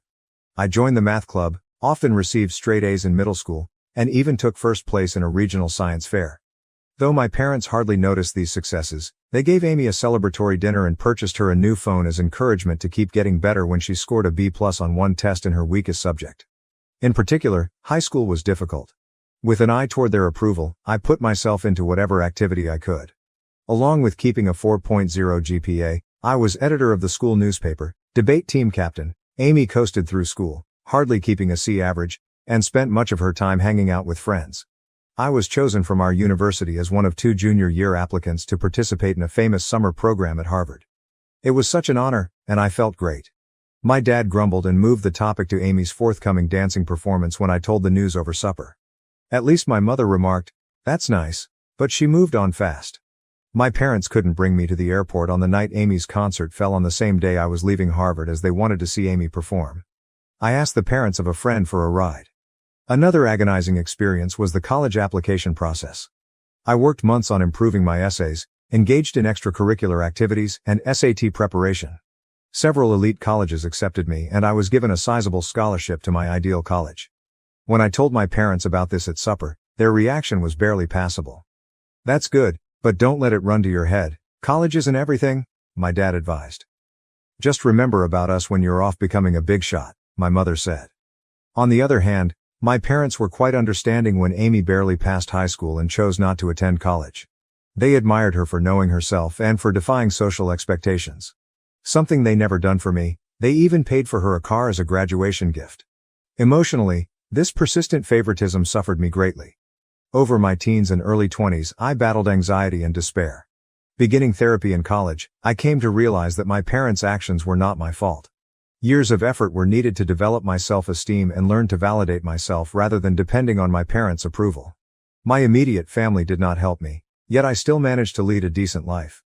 By the time I finished from college with honors, I had a decent job in finance and even purchased my own house by 27 years old. Though my parents aren't, I'm glad of what I've accomplished. Here then is where the current drama begins. On Dad's side, my grandfather died not too long ago. He left a sizable estate and was a successful businessman who started from nothing. In his will, he split his possessions equally among his grandchildren, including me, Amy, and our cousins, as well as his children, Dad and his siblings. My portion of the bequest was significant, roughly $500,000. It would have let me invest in my future, pay off my education loans, and perhaps even launch my own company someday. This unanticipated windfall and the chances it could present made me happy. When the will was read though, my parents clearly became agitated. Later, they drew me aside and said they felt it was unjust I received an equal portion. Amy, who lives in our parents' basement and works part-time at a coffee shop, said she needed the money more since she was suffering. Though stunned, I attempted to keep cool. I clarified that Grandpa made this decision. They had no say on how he decided. They insisted I should act morally and give Amy my fair part. They became enraged when I turned down and began guilt-tripping me, calling me unappreciative and selfish. Every incident my dad could recall where they had helped me came under discussion. Though I worked part-time to help with finances, he emphasized paying for my medically necessary braces, buying me school supplies, the bare minimum, and allowing me reside at home during college. He conveniently forgot about the car they bought Amy, the many shopping sprees, and the fact they still support her at 2025. The matter got rapidly more serious. Acting as the will's executor, my dad chose to handle things himself. Along with her own inheritance, he declared he would be interpretation Grandpa's intentions and give Amy my whole part. He said Grandpa would have wished if he had known our unique situation. I was broken. This was not only obviously illegal but also a terrible reminder of how little my parents thought of me. Pointing that Grandpa had always treated all his grandchildren equally and that he was aware of our circumstances, I tried to reason with them. Then my mother accused me of speaking ill of the deceased by implying Grandpa would have preferred anything else than what my dad was advocating. I mentioned certain memories of Grandpa pushing my academic and career goals, but my parents brushed off these as misinterpretation. They said Grandpa wanted to make sure Amy was taken care of and had privately voiced worry about her future. They had no response when I asked why he hadn't simply penned the will that way then. Amy, for her part, was awkward about the circumstances but did not voice criticism of our parents. She merely shrugged and said, "Mom and Dad know best." When I tried to chat to her alone, she obviously wasn't going to be much help. Feeling misled and wounded, I asked Grandpa's widow, my paternal grandma, for guidance. Hearing what was happening, she became enraged. She informed me that my parents had no authority to alter the will and that this was exactly not what Grandpa had planned. Grandma sent some material that clarifies the matter. Several years ago, apparently, my parents asked Grandpa to give everything to Amy in his will. Grandpa had steadfastly objected, saying he thought all of his grandchildren should be treated equally. He had even included a stipulation in his will declaring that anyone challenging the equitable distribution would lose their portion. Equipped with this knowledge, I challenged my parents. Grandma's disclosure of their earlier attempt to affect the will startled them. Saying they were only looking out Amy's future helped my dad try to defend it, but I could see the guilt on their faces. Grandmother acted right away. She got in touch with her will's other executors and attorney. She also got in touch with my dad's siblings, who shared her equally strong indignation at what he was attempting. Taken together, they stopped my dad's scheme and guaranteed that the will would be carried out as stated. Though they are unhappy with me, my parents were obliged to back off. They argued I should have handled this in-house instead of involving others and accused me of turning the family against me. My mother sobbed over how I had split the family and deceived them. I said I had never expected anything from them anyway, when my dad threatened to cut me out of their will totally. Now, should I accept the inheritance, they are threatening to break off all communication. My dad even went so far as to suggest that I would not be welcome in their house should I inherit it. In a particularly low blow, my mother remarked that my acceptance of the money reveals that I never truly loved them and was merely ready to profit from their passing. The matter splits the extended family. A few of my cousins are encouraging since they understand the long-standing favoritism and value me for advocating myself. Others believe I should have yielded in order to preserve peace since family harmony comes first over financial considerations. Although my dad's siblings are definitely on my side, this has strained their relationship as well as my parents. Amy finds herself enmeshed in all this. She confided in me privately that although she feels bad and didn't ask for this, she is not ready to challenge our parents. She's been trained her whole life to depend on them and seek their praise, hence I don't blame her totally. Still, a part of me longs she would help me just once. This circumstance has brought out a lot of past suffering and bitterness. I find myself remembering all the times I was passed over or discounted in favor of Amy, the birthday celebrations I missed, the school functions my parents missed, the successes that went unreported. This one occurrence seems to be bringing to a head a lifetime of unfairness. Though the whole affair has caused a great divide in the family, I am keeping my ground and want to take my inheritance as Grandpa meant. My parents hardly talk to me, and family get-togethers have grown awkward. I missed our monthly family meal last week for the first time ever since I could stand the cold shoulders and accusing glares. Though there is turmoil, a tiny bit of me feels empowered. I'm confronting the unfair treatment by my parents for the first time in my life. I'm declaring my value and refuse to be written off. It's both terrible and freeing at once. Though I think I'm in the right here, the family drama is draining me. Something I hadn't experienced since college, I have started having anxiety attacks once more. To assist handle all this stress, I'm thinking about returning to therapy. Am I the one who should have refused to comply with my parents' expectations and accepted my inheritance? Should I have simply handed Amy the money to maintain peace? Although I'm bored of being the family scapegoat, I also fear losing my family totally. Any guidance or viewpoint would be much valued. Update. Since my first post 6 months ago, a lot has happened. I want to thank everyone for their support and guidance. It truly kept me strong during trying circumstances. Let me start with the legal aspect of things. Many of you advised, and I did see my own attorney. He verified that I had every right to inherit and that what my dad attempted was in fact illegal. He helped me record everything and ready to act legally should needed. Fortunately, things did not transpire as such. Along with my dad's siblings, my grandma and her attorney worked out matters without involving court. I got my whole fortune and the will was carried out exactly as intended. Because of his will manipulation attempts, my dad was removed as an executor. This was a somewhat demanding process spanning several weeks. My parents threatened litigation, there were tense meetings and furious phone calls, but ultimately the law was unambiguous and they had to back off. Still ongoing though, the family fallout has been noteworthy. At first, my parents doubled down on their viewpoint. They charged me with being avaricious and neglectful of my sister. They also sought to mobilize other family members against me, disseminating allegations that I had somehow coerced Grandpa into giving me money. Luckily, most of the family saw through their trickery. About 1 month following the will's acceptance, there was one really unpleasant occurrence at a family gathering. When my parents showed there unannounced, my aunt was hosting and hadn't asked them to come, they started a scene. Starting to shout about how I had taken from Amy and corrupted Grandma against her, my dad became saying I had ruined all these wonderful memories. My mother flung an old photo album squarely at my feet. It was awkward and terrible. It took several relatives to cool things down and persuade my parents to leave. Bless her heart, my grandmother turned out to be my most powerful supporter over all of this. She related tales of how my grandfather had always been pleased of my achievements and how he especially wanted to make sure all his grandchildren had equal chances. She even said Grandpa had maintained a scrapbook of my accomplishments, newspaper clippings of academic honors, copies of my college acceptance letters, and even the program from that university play my parents had been late for. This insight was sad as well as wonderful. Grandma also volunteered to straighten the records with the wider family. She organized a family gathering excluding my parents, laying out the entire history of my parents' partiality, including events I had long forgotten or never ever heard about. Having someone at last recognize the unfairness I had gone through for years was vindicating, but it also reopened old scars. About my sister Amy, she at last found her voice in all this. She came to me personally and apologized for not sticking up for me earlier after some soul-searching and several long talks with our grandmother. She said she thought our parents' preference was improper, but she had been too terrified to confront it. We discussed our childhood and how it influenced both of us in great length and emotional intensity. Amy admitted that being the favorite child wasn't as wonderful as it seemed. She never learned how to stand on her 2 feet and felt great pressure to live up to our parents' expectations.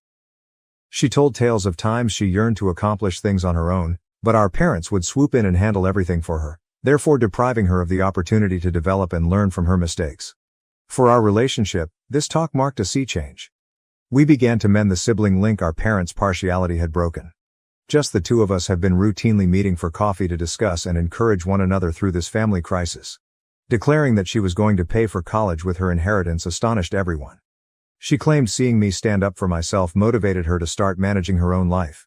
Once she decided what she wanted to study, she registered in a nearby community college, first intending to transfer to a 4-year university. Our parents let out startled gasps. They knew, I believe, that their babying had not done Amy any favors. The response of my parents to all this has been diverse and changing. They first attacked both of us angrily. They tried to guilt Amy into quitting college to help the family since they said I turned her against them. They changed strategy when that proved ineffective. After several protracted talks with my grandmother and seeing Amy's great transformation, my mother began to recognize how damaging their actions had been. She has made some hesitant moves toward reconciliation, even beginning therapy to address her problems. She got in touch to apologies, owning that she had been unfair and requesting a chance to right things. It's a slow process, and while I'm gently hopeful, I'm also keeping strong limits. Sadly, my dad has been less likely to own any mistakes. Still furious, he feels as though he is the victim in all this. He has been chilly toward Amy since she chose to go college and hardly speaks to me. He has tried a few times to control us, threatening to sell our childhood house should we fail to come to our senses or forgiving us should we realize we were wrong. Although we are both standing strong, it hurts to see him distance both of his children like this. The dynamics among the extended family have changed dramatically. I now live closer to my dad's siblings, who have been quite helpful, and my grandmother. Having heard from my aunts and uncles about handling my dad's challenging conduct over the years, it has lessened my loneliness in this fight. Deeper bonds with some of my cousins who stood by me have also developed. Starting a monthly cousin meal allows us to all catch up free from the drama of the older generations. For myself, I have been making sensible use of my inheritance. Having paid off my college loans, I now feel an amazing degree of financial freedom. Working with a financial advisor, I have assembled a varied investment portfolio. I have also set aside some funds to maybe launch my own company some years forward. Opening a community center with reasonably priced mental health treatments and financial literacy seminars is something I'm investigating. But for me, buying therapy for myself and volunteering to do the same for Amy has been the most significant application of the money. Both of us are learning to set reasonable limits with our parents and are working on healing from our childhood events. Though it's a long road, I already feel as though I'm developing in knowledge and ability to overcome emotional neglect and long-term partiality. This whole process has brought some surprising good improvements into my life. I now know a great deal about establishing limits and defending myself. Though I know I did the right thing, it hasn't been easy and there are still difficult days. I feel good about myself for resisting guilt and pressure. Among the most unexpected results has been a change in my work path. Dealing with all this family conflict and undergoing therapy has helped me to see my own passion about supporting people who, dealing with all this family dysfunction and doing therapy has helped me to see how driven I am about supporting others who have gone through same family dynamics. Currently thinking about returning to school to specialize in adult children of emotionally immature parents and work as a family therapist. I have also been helping youngsters from challenging family homes at a nearby youth facility. Being able to offer the kind of encouragement and support I wish I had had as a youngster is immensely satisfying. I'm even considering creating a scholarship fund for children from same circumstances using some of my inheritance. My contact with Amy has kept getting better. Once a month, we have a siblings' day when we do something entertaining, just the two of us. Our hiking and picnic last month was the most laid back and connected we had felt since we were small children. Without our parents' influence, we are gently reconstructing our connection on our own terms. Regarding my parents, things remain tricky. Our relationship has been trying to be rebuilt by my mom. She has been routinely attending therapy and has even begun to see some of the damage her favoritism brought about. We have had a few one-on-one lunches when we have had some honest, though challenging talks regarding our past and forward direction. Though it's not flawless, improvement is evident. My dad still objects to change though. He still says he done nothing illegal and that Amy and I should be appreciative. He refuses to be in the same room with me, hence he missed several family functions. Though it hurts, I am trying to let go of my need to compel him to see things differently or control his reactions. For both Amy and me, Grandma now serves as a rock. She has been sharing additional tales about our grandfather and his pride of us for advocating for ourselves. She always supports justice and understanding, thus she has been a fantastic mediator in family problems. The whole process has imparted a lot of lessons about the actual meaning of family. I've come to see that occasionally the family you select might be more encouraging than the one you were raised in. Along with developing a close-knit circle of friends who have been quite helpful along this journey, I have grown closer to my aunts, uncles, and cousins who stood by me. Setting limits and practicing self-care have also become more crucial to me. I'm growing better at saying no to circumstances that compromise my mental health, and I no longer feel bad about giving my personal well-being top priority. I was so preoccupied with trying to achieve my parents' favor that I had always put off investigating new interests and hobbies. To those in same circumstances, I would wish to advise: not let someone make you feel bad about getting what is rightly yours. Even if it generates controversy, it's reasonable to defend yourself.